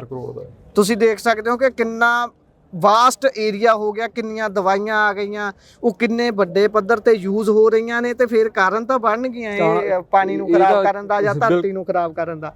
ਮਤਲਬ ਇਹ ਇਕੱਲਾ ਪਾਣੀ ਵੀ ਨਹੀਂ ਵੀ ਫਸਲਾਂ ਵੀ ਇਹ ਨਾਲ ਖਰਾਬ ਹੋ ਰਹੀਆਂ ਨੇ, ਹਵਾ ਵੀ ਇਹ ਨਾਲ ਖਰਾਬ ਹੋ ਰਹੀ ਹੈ, ਤੇ ਆਉਣ ਵਾਲੀ ਜਿਹੜੀਆਂ ਪੀੜ੍ਹੀਆਂ ਨੇ ਉਹਨਾਂ ਦੀ ਸਿਹਤਾਂ ਵੀ ਖਰਾਬ ਹੋ ਰਹੀਆਂ, ਚਾਹੇ ਫਿਜ਼ੀਕਲ ਹੋਵੇ ਚਾਹੇ ਮੈਂਟਲੀ ਹੋਵੇ। ਹਾਂ ਜੀ। ਸੋ ਇਹ ਜਿਵੇਂ ਆਪਾਂ ਬੁੱਢੇ ਦਰਿਆ ਦੀ ਗੱਲ ਕਰਦੇ ਹਾਂ, ਹਾਂਜੀ, ਵੀ ਜਿਵੇਂ ਹੁਣ ਤੱਕ ਆਪਾਂ ਗੱਲ ਕੀਤੀ ਕਿ ਮੰਦਬੁੱਧੀ ਜਵਾਕ ਪੈਦਾ ਹੋਣਗੇ, ਸੋ ਇਹ ਮਾਲਵੇ ਦੇ ਪਿੰਡਾਂ ਦੀ ਫੋਟੋ ਹੈ। ਹਾਂਜੀ, ਇਹ ਜਿਹੀਆਂ ਬਹੁਤ ਫੋਟੋਆਂ ਤੁਹਾਨੂੰ ਆਨਲਾਈਨ ਵੀ ਮਿਲ ਜਾਣਗੀਆਂ। ਇਹੋ ਜਿਹੇ ਜਵਾਕ ਹੀਰੋਸ਼ੀਮਾ ਨਾਗਾਸਾਕੀ 'ਚ ਉਦੋਂ ਪੈਦਾ ਹੋਏ ਸੀ ਜਦੋਂ ਉੱਥੇ ਐਟੋਮਿਕ ਬੰਬ ਸਿੱਟਿਆ ਗਿਆ ਸੀ। ਤੇ ਇਹ ਪਰ ਅੱਜ ਦੇ ਟਾਈਮ 'ਚ ਨਾਰਮਲ ਉੱਥੇ ਜਿਹੜੇ ਜਿਨ੍ਹਾਂ ਦੇ ਮਾਪਿਓ ਚੰਗੇ ਸੀ, ਫਿਜ਼ੀਕਲੀ ਫਿੱਟ ਸੀ, ਉਹਨਾਂ ਦੇ ਜਵਾਕ ਇਹੋ ਜਿਹੇ ਹੋ ਰਹੇ ਨੇ। ਤੇ ਇਹ ਸੋਚਣ ਦੀ ਗੱਲ ਹੈ ਵੀ ਇਹਨਾਂ ਦੇ ਆਉਣ ਵਾਲੇ ਅੱਗਿਆਂ ਦਾ ਹਾਲ ਕਿਵੇਂ ਹੋਊਗਾ। ਸੋ ਪਰ ਇਹਦੇ 'ਚ ਮਸਲਾ ਕੀ ਹੈ ਵੀ ਇਹ ਜਿਹੜਾ ਬੁੱਢੇ ਦਰਿਆ ਦਾ ਵੀ ਮਸਲਾ ਇਹ ਕੋਈ ਨਵਾਂ ਨਹੀਂ, ਇਹ 40 ਸਾਲ ਪੁਰਾਣਾ ਹੈ। ਜੇ ਪੰਜਾਬ ਦੇ ਲੋਕ ਇਹ ਚੀਜ਼ ਦਾ ਸਿੱਟਾ ਕੱਢਦੇ ਆ ਜਾਂ ਇਹ ਚੀਜ਼ ਕਰਦੇ ਨੇ ਕਿ ਅਸੀਂ ਬਾਹਰੀ ਪ੍ਰਵਾਸੀਆਂ ਦੀ ਵੋਟਾਂ ਨਹੀਂ ਬਣਾਉਣੀਆਂ, ਤਾਂ ਉੱਥੇ ਹਾਈ ਕੋਰਟ ਵੀ ਸੂਹ ਮੋਟੋ ਲੈ ਲੈਂਦਾ। ਪਰ ਜਿੱਥੇ ਪੰਜਾਬ ਦੇ ਪਾਣੀ ਇੰਨੇ ਸਾਲਾਂ ਤੋਂ ਗੰਦੇ, 2 ਦਹਾਕਿਆਂ ਤੋਂ ਗੰਦੇ ਹੁੰਦੇ ਆ ਰਹੇ ਆ, ਵੀ ਲਗਾਤਾਰ ਇਹਨਾਂ ਨੂੰ 4 ਦਹਾਕੇ ਹੋ ਕੇ ਗੰਦੇ ਹੁੰਦੇ ਵੇ, ਤੇ ਉੱਥੇ ਉਹਦੇ ਵੱਲੋਂ ਕੋਰਟ ਵੱਲੋਂ ਵੀ ਕੋਈ ਉੱਥੇ ਸੂਹ ਮੋਟੋ ਨਹੀਂ ਲਿਆ ਜਾਂਦਾ, ਕੋਈ ਐਕਸ਼ਨ ਡੰਡਾ ਚਲਾਇਆ ਜਾਂਦਾ। ਤੇ ਉੱਥੇ ਜੇ ਉੱਥੇ ਕੋਈ ਪੰਜਾਬ ਦਾ ਗੱਲ ਕਰਦਾ ਕਿ ਅਸੀਂ ਬੰਨ ਮਾਰਾਂਗੇ, ਅਸੀਂ ਰੋਕਾਂਗੇ, ਉੱਥੇ ਗੱਲ ਕੀ ਹੁੰਦੀ ਆ, ਉੱਥੇ ਇੱਕ ਪਾਸੇ 1000 ਪੰਜਾਬੀ ਇਕੱਠਾ ਹੁੰਦਾ ਹੈ, ਦੂਜੇ ਪਾਸੇ 10,000 ਪ੍ਰਵਾਸੀ ਇਕੱਠਾ ਹੁੰਦਾ ਹੈ with security, with official security ਜਿਹੜੀ ਗਵਰਨਮੈਂਟ ਉਹਨਾਂ ਨੂੰ ਪ੍ਰੋਵਾਈਡ ਕਰਦੀ ਹੈ। ਉਹਨਾਂ ਨੂੰ ਪ੍ਰਸ਼ਾਦੇ ਤੱਕ ਤਿਆਰ ਕਰਕੇ ਦਿੱਤੇ ਜਾਂਦੇ ਨੇ ਕਿ ਭਾਈ ਆਓ ਆਪਾਂ ਆਹ ਕੰਮ ਕਰਨਾ, ਪੂਰਾ ਡਰਾਮਾ ਰਚਣਾ ਪੰਜਾਬ 'ਚ, ਇਹ ਦਿਖਾਉਣਾ ਕਿ ਪੰਜਾਬ ਅਨਸੇਫ ਬਣਦਾ ਜਾ ਰਿਹਾ ਬਾਹਰੀਆਂ ਲਈ। ਤੇ ਜੇ ਇੱਕ ਵੀ ਤਸਵੀਰ ਇਦਾਂ ਦੀ ਆ ਗਈ ਕਿਸੇ ਨੂੰ ਪ੍ਰਵਾਸੀ ਨੂੰ ਦੜਾਉਂਦੇ ਦੀ, ਅਸੀਂ ਇਹ ਤਾਂ ਕਹਿਣ ਵਾਲੇ ਹੋ ਜਾਾਂਗੇ ਸੈਂਟਰ ਦੇ ਮੋਹਰੇ ਵੀ ਭਾਈ ਹਾਂ ਖਤਰਾ ਹੈਗਾ ਵੀ ਇੱਥੇ ਉਹ ਪੋਲੀਟੀਕਲ ਹਾਲਾਤ ਵੀ ਖਰਾਬ ਹੋ ਰਹੇ ਨੇ, ਉਹ ਡੈਮੋਗ੍ਰਾਫੀ ਵੀ ਚੇਂਜ ਹੋ ਰਹੀ ਹੈ, ਜੀਓਗ੍ਰਾਫੀ ਵੀ ਚੇਂਜ ਹੋ ਰਹੀ ਹੈ, ਭਾਈਚਾਰਕ ਸਾਂਝ ਵੀ ਤੋੜੀ ਜਾ ਰਹੀ ਹੈ। ਸੋ ਠੀਕ ਹੈ ਭਾਈ, ਇਹ ਚੀਜ਼ਾਂ ਆਪਾਂ ਦੱਸਦੇ ਜਾ ਰਹੇ ਸੀ। ਹੁਣ ਇਹ ਜਿਹੜਾ ਅੱਗੇ ਆਖਰੀ ਤੁਹਾਡੀ ਸਲਾਈਡ ਹੈ, ਇਸ ਦੇ ਵਿੱਚ ਤੁਸੀਂ ਹੱਲ ਤੇ ਗੱਲ ਕੀਤੀ ਹੈ, ਕੀ ਹੱਲ ਹੋ ਸਕਦੇ ਨੇ, ਕਿਉਂਕਿ ਹੱਲ ਤੇ ਜੇ ਗੱਲ ਨਹੀਂ ਕਰਾਂਗੇ, ਸਮੱਸਿਆ ਨੂੰ ਡਿਸਕਸ ਕਰਦੇ ਰਹਾਂਗੇ, ਉਹ ਅਧੂਰੀ ਜਾਣਕਾਰੀ ਰਹਿ ਜਾਂਦੀ ਹੈ ਫਿਰ ਜੀ। ਮਤਲਬ ਹੱਲ ਦਾ ਵੀ ਇੰਪੋਰਟੈਂਸ ਤਾਂ, ਡਿਸਕਸ਼ਨ ਦੀ ਇੰਪੋਰਟੈਂਸ ਤਾਂ ਹੁੰਦੀ ਹੈ ਜੋ ਆਪਾਂ ਉਹਦਾ ਕੋਈ ਸਿੱਟਾ ਕੱਢ ਕਿਸੇ ਕਨਕਲੂਜਨ ਤੇ ਪਹੁੰਚ ਸਕੀਏ। ਸੋ ਜਿਵੇਂ ਸਭ ਤੋਂ ਪਹਿਲਾਂ ਤਾਂ ਮਸਲਾ ਇਹੀ ਹੈ ਵੀ ਜਿਹੜਾ ਜੇ ਇੰਡੀਆ ਇੱਕ ਇਹੋ ਜਿਹੀ ਡੈਮੋਕ੍ਰੈਟਿਕ ਸਟਰਕਚਰ ਆਪਣੇ ਆਪ ਨੂੰ ਕਹਿੰਦਾ, ਸੋ ਪਹਿਲਾਂ ਤਾਂ ਜਿਹੜਾ ਪੰਜਾਬ ਦੇ ਪਾਣੀ ਦੇ ਹੱਕ ਹੈ, ਪੋਲੀਟੀਕਲ ਹੱਕ ਹੈ, ਉਹ ਪੰਜਾਬ ਨੂੰ ਹੋਣਾ ਚਾਹੀਦਾ। ਜਿਹੜੇ ਰਿਪੇਰੀਅਨ ਲਾਅ ਹੈ ਵੀ ਉਹ ਸਟੇਟ ਲਿਸਟ 'ਚ ਆਵੇ, ਜਿਹੜੇ ਪੰਜਾਬ ਦੇ ਲੋਕ ਹੈ, ਪੰਜਾਬ ਦੀ ਸਰਕਾਰ ਵੀ ਇਹਨਾਂ ਪਾਣੀਆਂ ਦਾ ਡਿਸੀਜਨ ਲਵੇ ਕਿ ਪਾਣੀ ਕਿਹਨੂੰ ਜਾਣਗੇ, ਕਿੰਨੇ ਜਾਣਗੇ ਤੇ ਕਿਵੇਂ ਜਾਣਗੇ, ਸਹਿਰਦਤਾ ਨਾਲ, ਬਿਨਾਂ ਪੱਖਪਾਤ ਤੋਂ। ਵੀ ਸਭ ਤੋਂ ਪਹਿਲਾਂ ਰਿਪੇਰੀਅਨ ਲਾਅ ਦੇ ਅੰਡਰ ਤੇ ਇੰਟਰਨੈਸ਼ਨਲ ਲਾਅ ਦੇ ਅੰਡਰ ਵੀ ਜੋ ਪਾਣੀਆਂ ਦਾ ਜਿੰਨਾ ਵੀ ਰਾਈਟ ਹੈ ਉਹ ਸਟੇਟ ਨੂੰ ਹੋਣਾ ਚਾਹੀਦਾ। ਸੋ ਸਭ ਤੋਂ ਪਹਿਲਾ ਹਾਲ ਤਾਂ ਆਪਣੇ ਕੋਲ ਇਹੀ ਹੈ ਜੀ। ਤੇ ਉਸ ਤੋਂ ਬਾਅਦ ਦੂਜੀ ਗੱਲ ਹੈਗੀ ਵੀ ਜਿਹੜੀ ਆਪਣੀ ਖੇਤੀ ਹੈ ਵੀ ਉਹਦੇ 'ਚ ਜਿਹੜੀ ਨਹਿਰੀ ਪਾਣੀ ਆ ਉਹਦੀ ਵਰਤੋਂ ਜ਼ਿਆਦਾ ਹੋਵੇ ਜੀ, ਵੀ ਜਿਹੜਾ ਚੱਲਦਾ ਪਾਣੀ ਆ ਉਹਦੀ ਵਰਤੋਂ ਜ਼ਿਆਦਾ ਹੁੰਦੀ ਆ, ਉਹਦੇ ਨਾਲ ਇੱਕ ਤਾਂ ਜਿਹੜਾ ਗਰਾਊਂਡ ਅੰਡਰਗਰਾਊਂਡ ਜਿਹੜਾ ਵਾਟਰ ਹੈ ਉਹ ਰੀਸਟੋਰ ਹੋਣ ਨੂੰ ਉਹਨੂੰ ਟਾਈਮ ਵੀ ਮਿਲਦਾ ਹੈ, ਤੇ ਜਿਹੜਾ ਚੱਲਦਾ ਪਾਣੀ ਉਹ ਵੈਸੇ ਵੀ ਚੰਗਾ ਹੁੰਦਾ ਹੈ, ਤੇ ਉਹਦੇ 'ਚ ਨਾ ਉਹਦੇ ਤੱਤ ਪਾਏ ਜਾਣੇ ਵੀ ਜਿਹੜੇ ਇੱਕ ਥਾਂ ਤੇ ਕਨਸੈਂਟਰੇਟ ਹੋਈ ਜਾਂਦੇ, ਵੀ ਜਿਹੜਾ ਤੱਤ ਤੁਸੀਂ ਇਹ ਦੇਖੋ ਵੀ ਪਿਛਲੇ 50-100 ਸਾਲਾਂ ਤੋਂ ਇੱਕ ਥਾਂ ਤੇ ਇਕੱਠਾ ਪਿਆ ਵੀ ਉਹਦੀ ਰੇਡੀਏਸ਼ਨ ਵਧਣੀ ਹੀ ਹੈ ਜੀ। ਪਰ ਜਿਹੜੀ ਚੀਜ਼ ਚੱਲਦੀ ਜਾ ਰਹੀ ਹੈ, ਪਾਣੀ ਚੱਲਦਾ ਜਾ ਰਿਹਾ, ਉਹਦੇ 'ਚ ਉਸ ਚੀਜ਼ ਦੀ ਜਿਹੜੀ ਉਹ ਕਹਿ ਲਓ ਖਤਰਾ ਉਹ ਘਟ ਹੀ ਹੁੰਦਾ, ਉਹਦੀ ਡੈਂਸਿਟੀ ਘਟੀ ਜਾਂਦੀ ਹੈ, ਤਾਂ ਉਹ ਘਟਣੀ ਹੈ, ਬਿਲਕੁਲ ਖਤਮ ਹੁੰਦਾ ਜਾਂਦਾ। ਤੇ ਇਹਦੇ 'ਚ ਇਹ ਵੀ ਕੋਈ ਨਹੀਂ ਹੈ ਕਿ ਕੋਈ ਇੰਪ੍ਰੈਕਟੀਕਲ ਗੱਲਾਂ ਹੋਵੇ ਵੀ ਜਦੋਂ ਜੇ ਅੰਗਰੇਜ਼ ਆਏ ਆ ਤਾਂ ਕਨਾਲ ਸਿਸਟਮ ਪੰਜਾਬ ਦਾ ਸਭ ਤੋਂ ਵਧੀਆ ਰਿਹਾ ਸ਼ੁਰੂ ਤੋਂ ਹੀ, ਤੇ ਉਸ ਤੋਂ ਬਾਅਦ ਜਿਹੜਾ ਫੈਕਟਰੀਆਂ ਦਾ ਜਿਹੜਾ ਪਾਣੀ ਆ ਵੀ ਉਹ ਸੋਧ ਕੇ ਡਰੇਨਾਂ ਥਰੂ ਜਾਣਾ ਚਾਹੀਦਾ ਹੈ, ਵੀ ਇੱਕ ਸਿਸਟਮ ਪ੍ਰੋਪਰ ਹੋਣਾ ਚਾਹੀਦਾ। ਜਿਵੇਂ ਲੁਧਿਆਣੇ 'ਚ ਮਨਪ੍ਰੀਤ ਯਾਲੀ ਉਹਨਾਂ ਨੇ ਪਹਿਲਾਂ ਉੱਥੇ ਕੀਤਾ ਜੀ, ਉਹਨਾਂ ਨੇ ਸਟਰਕਚਰ ਤਿਆਰ ਕੀਤੇ ਨੇ, ਪਰ ਉਹ ਉਸ ਹਿਸਾਬ ਨਾਲ ਸਕਸੈਸਫੁਲ ਨਹੀਂ ਹੋਏ। ਇਹਦੇ ਤੇ ਤਾਂ ਫਿਰ ਸਰਕਾਰੀ ਤੌਰ ਤੇ ਨਜ਼ਰਸਾਨੀ ਕੜੀ ਹੋਣੀ ਚਾਹੀਦੀ ਹੈ, ਵੀ ਇਹ ਨਾ ਹੋਵੇ ਜਿੱਦਾਂ ਤੁਸੀਂ ਦੱਸਦੇ ਹੋ ਕਿ ਜਦੋਂ ਵੱਡੇ ਪੱਧਰ ਤੇ ਸਾਰੀਆਂ ਪਾਰਟੀਆਂ ਨੂੰ ਇਕੱਠੀਆਂ ਕੀਤਾ ਗਿਆ, ਉਹਨਾਂ ਨੇ ਕਹਿਤਾ ਵੀ ਜਦੋਂ ਫੰਡ ਆਉਂਦੇ ਨੇ ਫਿਰ ਕਿੱਥੇ ਬੋਲਿਆ ਜਾਂਦਾ, ਉਹ ਗੱਲ ਨਹੀਂ ਹੋਣੀ ਚਾਹੀਦੀ। ਵੀ ਜੇਕਰ ਕਹਿਤਾ ਵੀ ਫੈਕਟਰੀਆਂ ਤੇ ਸਖਤੀ ਕਰਨੀ ਆ ਤਾਂ ਕਰਨੀ ਆ, ਇਹ ਹੋਣਾ ਚਾਹੀਦਾ। ਇਹ ਦੇਖੋ ਤੁਸੀਂ ਵੀ ਉੱਥੇ ਮਤਲਬ ਜਿਹੜਾ ਫੰਡ ਆਇਆ ਹੈ ਉਹ ਲਾਇਆ ਵੀ ਉਹਨਾਂ ਨੇ ਜਸਟੀਫਾਈ ਕਿਵੇਂ ਕਰਦੇ ਨੇ ਕਿ ਅਸੀਂ ਉੱਥੇ ਜੀ ਬੈਂਚ ਲਾਤੇ, ਅਸੀਂ ਉੱਥੇ ਬਾਉਂਡਰੀ ਕਰਤੀ। ਬਾਉਂਡਰੀ ਕਾਹਦੇ ਵਾਸਤੇ ਕਰਤੀ ਵੀ ਜਿਹੜਾ ਬਾਹਰੋਂ ਕੋਈ ਬੰਦਾ ਆਂਦਾ ਜਾਂਦਾ ਹੈ ਉਹਨਾਂ ਨੂੰ ਦੇਖਣਾ ਵੀ ਇੱਥੇ ਵਗਦਾ ਕੀ ਆ। ਵੀ ਇਸ ਇੱਕ ਤਾਂ ਹੁੰਦਾ ਹੈ ਕਿ ਤੁਸੀਂ ਹੱਲ ਨਾ ਕਰਨਾ, ਉੱਪਰ ਹੁੰਦਾ ਬੇਸ਼ਰਮੀ ਦਿਖਾਣਾ। ਵੀ ਜਿਹੜੀ ਪੋਲੀਟੀਕਲ ਬੇਸ਼ਰਮੀ ਲੀਡਰਾਂ ਵੱਲੋਂ ਜਾਂ ਸਮੇਂ ਦੀਆਂ ਸਰਕਾਰਾਂ, ਚਾਹੇ ਸੈਂਟਰ ਦੀ ਹੋਵੇ ਚਾਹੇ ਸਟੇਟ ਦੀ ਹੋਵੇ, ਵੀ ਉਹਨਾਂ ਵੱਲੋਂ ਦਿਖਾਈ ਜਾਂਦੀ ਹੈ ਵੀ ਉੱਥੇ ਤੁਸੀਂ ਸੋਲੂਸ਼ਨ ਨਹੀਂ ਕੱਢ ਰਹੇ ਕੋਈ, ਤੁਸੀਂ ਉਹਨੂੰ ਪਰਦਾ ਕਰ ਰਹੇ ਹੋ ਵੀ ਉਹ ਦਿਖੇ ਨਾ, ਵੀ ਕਬੂਤਰ ਵਾਂਗ ਅੱਖਾਂ ਮੀਚਣ ਦੀਆਂ ਗੱਲਾਂ ਹੋ ਰਹੀਆਂ ਵੀ ਬਿੱਲੀ ਲੰਘ ਜਾਊਗੀ ਸ਼ਾਇਦ, ਪਰ ਬਿੱਲੀ ਉਹਦੇ ਕੰਧ ਤੇ ਉੱਲੇ ਹੀ ਬੈਠੀ ਹੋਈ ਹੈ। ਇਹ ਤੇ ਉਸ ਤੋਂ ਬਾਅਦ ਵੀ ਜਿਹੜਾ ਖਾਦਾਂ ਏ, ਹਾਂਜੀ, ਵੀ ਜਿਹੜੀਆਂ ਆਪਾਂ ਹੁਣ ਫਰਟੀਲਾਈਜ਼ਰ ਵਰਤੇ ਜਾਂਦੇ ਯੂਜ਼ ਕਰਦੇ ਨੇ, ਪੈਸਟੀਸਾਈਡ, ਵੀ ਉਹ ਬੰਦ ਹੋਣੇ ਚਾਹੀਦੇ ਵੀ ਉਹਦਾ ਆਲਟਰਨੇਟ ਜ਼ਰੂਰ ਕੱਢਿਆ ਜਾਣਾ ਚਾਹੀਦਾ ਹੁੰਦਾ ਵੀ। ਉਸ ਤੋਂ ਬਾਅਦ ਵੀ ਜਿਹੜੇ ਆਮ ਘਰਾਂ ਤੇ ਜਿਹੜੇ ਪੀਣ ਯੋਗ ਹੁੰਦੇ ਆ ਵੀ ਉਹ ਫਿਲਟਰ ਹੋਣਾ ਜ਼ਰੂਰ ਚਾਹੀਦਾ, ਕਿਉਂਕਿ ਜਿਵੇਂ ਹੁਣ ਪਿੱਛੇ ਜੇ ਚਾਹੇ ਤੋਂ ਪਹਿਲਾਂ ਮੱਤੇਵਾੜ ਜੰਗਲ ਦੇ ਇਲਾਕੇ ਦੀ ਗੱਲ ਹੋਵੇ, ਹਾਂਜੀ, ਤੇ ਚਾਹੇ ਉਹ ਸਤਲੁਜ ਦੇ ਲਾਗੇ ਜਿਹੜਾ ਹੁਣ ਨਾਲਾਗੜ੍ਹ ਬੱਤੀ ਦਾ ਸਾਰਾ ਜਿੰਨਾ ਇੰਡਸਟਰੀਅਲ ਵੇਸਟ ਆਉਂਦਾ ਉਹ ਸਤਲੁਜ ਦੇ ਥਰੂ ਵਗਦਾ ਹੈ।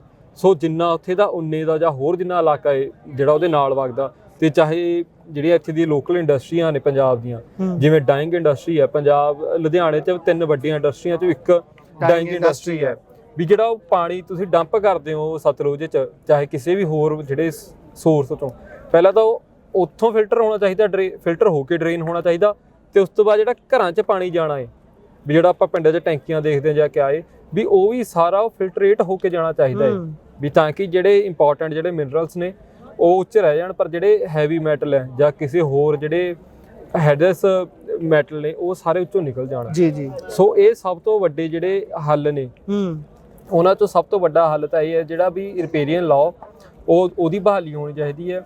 ਜਿਹੜੇ ਪਾਣੀ ਦਾ ਮਸਲਿਆਂ ਦੇ ਹੱਕ ਨੇ ਉਹ ਸਟੇਟ ਕੋਲ ਹੋਣੇ ਚਾਹੀਦੇ ਨੇ, ਇਹ ਵੱਡੀਆਂ ਤਾਂ ਕਿ ਇਹਦੇ ਨਾਲ ਪਾਣੀ ਦੀ ਵੀ ਸੋਲੂਸ਼ਨ ਹੋਵੇ, ਆਉਣ ਵਾਲੀਆਂ ਨਸਲਾਂ ਵੀ ਫਿਜ਼ੀਕਲੀ ਤੇ ਮੈਂਟਲੀ ਬਚਣ, ਜਿਹੜੀ ਪੰਜਾਬ ਦੀ ਖੇਤੀ ਹੈ ਉਹ ਵੀ ਸੇਫ ਰਹੇ, ਤੇ ਉਹਦੇ ਨਾਲ ਜਿਹੜਾ ਵੀ ਪੰਜਾਬ ਦਾ ਡੈਮੋਕ੍ਰੈਟਿਕ ਸਟਰਕਚਰ ਹੈ ਉਹ ਵੀ ਬਚਿਆ ਰਹੇ, ਤੇ ਜਿਹੜਾ ਜੀਓਗ੍ਰਾਫਿਕਲ ਖਿੱਤੇ 'ਚ ਜਿਹੜੀ ਉਹਦੀ ਬਰਬਾਦੀ ਹੋਣੀ ਹੈ ਉਹ ਵੀ ਬਚੇ, ਤੇ ਉਹਦੇ ਨਾਲੇ ਜਿਹੜਾ ਪੋਲੀਟੀਕਲ ਸਟਰਕਚਰ ਹੈ ਉਹ ਵੀ ਤਾਂ ਹੀ ਬਚੂਗਾ ਜੇ ਸਾਰੀਆਂ ਚੀਜ਼ਾਂ ਬਚਣਗੀਆਂ। ਕਿਉਂਕਿ ਜੇ ਆਪਾਂ ਗੱਲ ਕਹਿੰਦੇ ਵੀ ਪੰਜਾਬ ਵਸਦਾ ਗੁਰਾਂ ਦੇ ਨਾਂ ਤੇ ਗੁਰਾਂ ਨੇ ਸਭ ਤੋਂ ਪਹਿਲੀ ਜਿਹੜੀ ਚੀਜ਼, ਸਭ ਤੋਂ ਪਹਿਲੀ ਮਹੱਤਤਾ ਉਹ ਪਾਣੀ ਨੂੰ ਦਿੱਤੀ ਹੈ, ਵੀ ਪਾਣੀ ਨੂੰ ਗੁਰੂ ਦਾ ਦਰਜਾ ਦਿੱਤਾ ਹੈ। ਜੇ ਪਵਨ ਗੁਰੂ ਪਾਣੀ ਪਿਤਾ ਕਹਿਣਾ, ਵੀ ਪਿਤਾ ਦਾ ਦਰਜਾ ਦਿੱਤਾ।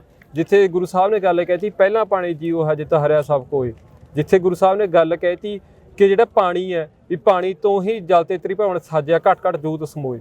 ਸੋ ਇਸ ਗੱਲਾਂ ਦੀ ਗੰਭੀਰਤਾ ਪੰਜਾਬ ਦੇ ਲੋਕਾਂ ਨੂੰ ਵੀ ਸੁਹਿਰਦ ਹੋਣਾ ਚਾਹੀਦਾ। ਇਸ ਮਾਮਲੇ 'ਚ ਪੰਜਾਬ ਤੇ ਸੈਂਟਰ ਦੀਆਂ ਸਰਕਾਰਾਂ ਨੂੰ ਵੀ ਇਸ ਮਾਮਲੇ 'ਚ ਸੁਹਿਰਦ ਹੋਣਾ ਚਾਹੀਦਾ ਕਿ ਜਿਹੜਾ ਕਿਸੇ ਸਟੇਟ ਦੀ, ਖਾਸ ਕਰ ਉਹ ਜਿਹੀ ਸਟੇਟ ਦੀ ਵੀ ਜਿਹੜੀ ਐਗਰੋ ਬੇਸ ਸਟੇਟ ਹੋਵੇ, ਵੀ ਉੱਥੇ ਪਾਣੀ ਦੀ ਕੀ ਮਹੱਤਤਾ ਹੈ, ਕੀ ਉਹਦੀ ਇੰਪੋਰਟੈਂਸ ਹੈ। ਵੀ ਪੰਜਾਬ ਫਸਲਾਂ ਦੇ ਮਾਮਲੇ 'ਚ ਸਿਰਫ ਪੰਜਾਬ ਨੂੰ ਸਰਵ ਨਹੀਂ ਕਰ ਰਿਹਾ, ਇਹਨੂੰ ਫੂਡ ਬਾਸਕਟ ਆਫ ਇੰਡੀਆ ਕਹਿੰਦੇ ਆ। ਜੀ। ਇਹ ਕਿਸੇ ਟਾਈਮ ਜਦੋਂ ਪੂਰੇ ਦੇਸ਼ ਦੇ ਵਿੱਚ, ਪੂਰੀ ਦੁਨੀਆ ਦੇ ਵਿੱਚ ਜਦੋਂ ਅਨਾਜ ਦਾ ਕ੍ਰਾਈਸਿਸ ਆਇਆ, ਉਦੋਂ ਸਰਪਲਸ ਜਿਹੜਾ ਇੱਥੋਂ ਅਨਾਜ ਇੱਥੋਂ ਬਾਹਰ ਗਿਆ ਹੈ। ਉਹ ਸਭ ਤੋਂ ਵੱਡਾ ਜਿਹੜਾ ਇੱਥੇ ਖੇਤੀ ਦਾ, ਜਿਹੜੀਆਂ ਆਉਣ ਵਾਲੀਆਂ ਨਸਲਾਂ ਨੇ, ਆਉਣ ਵਾਲੇ ਜਿਹੜੇ ਲੋਕਾਂ ਦਾ ਸਰਵਾਈਵਲ ਹੈ, ਉਹ ਖਾਣੇ ਤੋਂ ਬਿਨਾਂ ਨਹੀਂ ਹੋ ਸਕਦਾ, ਤੇ ਜਿਹੜੀ ਖਾਣਾ ਹੈ ਉਹ ਰੋਟੀ ਆ, ਉਹ ਫਸਲਾਂ ਨੇ, ਉਹ ਇਹਨਾਂ ਖੇਤਾਂ ਤੋਂ ਜਾਣੀ ਹੈ, ਇਸ ਧਰਤੀ ਤੋਂ ਜਾਣੀ, ਉਹ ਪਾਣੀ ਬਿਨਾਂ ਨਹੀਂ ਹੋ ਸਕਦਾ, ਉਹ ਪਾਣੀ ਬਿਨਾਂ ਨਹੀਂ। ਸੋ ਤੁਸੀਂ ਭਾਈ ਸਮਾਂ ਦਿੱਤਾ, ਤੁਹਾਡੀ ਸਾਥ ਜਥੇਬੰਦੀ ਦੇ ਵੱਲੋਂ ਇਹ ਉਪਰਾਲਾ ਕੀਤਾ ਗਿਆ, ਤੁਹਾਡਾ ਬਹੁਤ ਬਹੁਤ ਧੰਨਵਾਦ। ਇੱਕ ਵਾਰੀ ਆਪਣਾ ਸ਼ੁਭ ਨਾਮ ਦੱਸ ਦਿਓ। ਮੇਰਾ ਨਾਮ ਦਰਸ਼ਪ੍ਰੀਤ ਸਿੰਘ ਜੀ। ਸੋ ਇਹ ਬਾਈ ਦਰਸ਼ਪ੍ਰੀਤ ਸਿੰਘ ਹੋਣੀ ਸਾਨੂੰ ਸਾਰੇ ਇਸ ਘਟਨਾਕ੍ਰਮ ਬਾਰੇ ਦੱਸਿਆ ਜੋ ਕੁਝ ਪੰਜਾਬ ਦੀ ਧਰਤੀ ਦੇ ਉੱਪਰ ਵਾਪਰ ਰਿਹਾ ਹੈ। ਸਾਨੂੰ ਗੁਰਬਾਣੀ ਦੀਆਂ ਉਹਨਾਂ ਤੁਕਾਂ ਦਾ ਰੱਟਾ ਹੀ ਮਾਰ ਕੇ ਨਹੀਂ ਸਾਰ ਲੈਣਾ ਚਾਹੀਦਾ। ਸਿਰਫ ਰੱਟਾ ਮਾਰ ਕੇ ਅਸੀਂ ਉਹਨਾਂ ਨੂੰ ਜਦੋਂ ਲੰਘ ਜਾਂਦੇ ਆ, ਅੱਖੋਂ ਪਰੋਖਿਆ ਕਰ ਦਿੰਦੇ ਆ, ਉਹ ਵੀ ਆਪਣੇ ਕਿਸਮ ਦੀ ਇੱਕ ਬੇਅਦਬੀ ਹੈ। ਜਦੋਂ ਤੁਸੀਂ ਉਸ ਤੇ ਕੋਈ ਐਕਸ਼ਨ ਨਹੀਂ ਕਰਦੇ, ਉਸ ਨੂੰ ਆਪਣੇ ਅੰਦਰ ਧਾਰ ਕੇ ਉਸ ਨੂੰ ਅਮਲ ਦੇ ਵਿੱਚ ਨਹੀਂ ਲੈ ਕੇ ਆਉਂਦੇ, ਤਾਂ ਅਸੀਂ ਨਾ ਇਨਸਾਫੀ ਕਰ ਰਹੇ ਹੁੰਦੇ ਆ। ਸੋ ਗੱਲਬਾਤ ਤੁਸੀਂ ਸਾਰੀ ਪੰਜਾਬ ਦੇ ਪਾਣੀਆਂ ਦੀ ਲੁੱਟ ਦੇ ਬਾਬਤ ਸੁਣੀ ਹੈ। ਸੋ ਗੱਲਬਾਤ ਕਿਹੋ ਜਿਹੀ ਲੱਗੀ, ਆਪਣੇ ਵਿਚਾਰ ਰਾਏ ਟਿੱਪਣੀਆਂ ਸਾਡੇ ਨਾਲ ਜ਼ਰੂਰ ਸਾਂਝੀਆਂ ਕਰਿਓ। ਜੁੜੇ ਰਹੋ ਪੰਜਾਬੀ ਰੇਡੀਓ ਤੇ ਪੰਜਾਬੀ TV USA ਦੇ ਨਾਲ। ਧੰਨਵਾਦ, ਸਤਿ ਸ਼੍ਰੀ ਅਕਾਲ।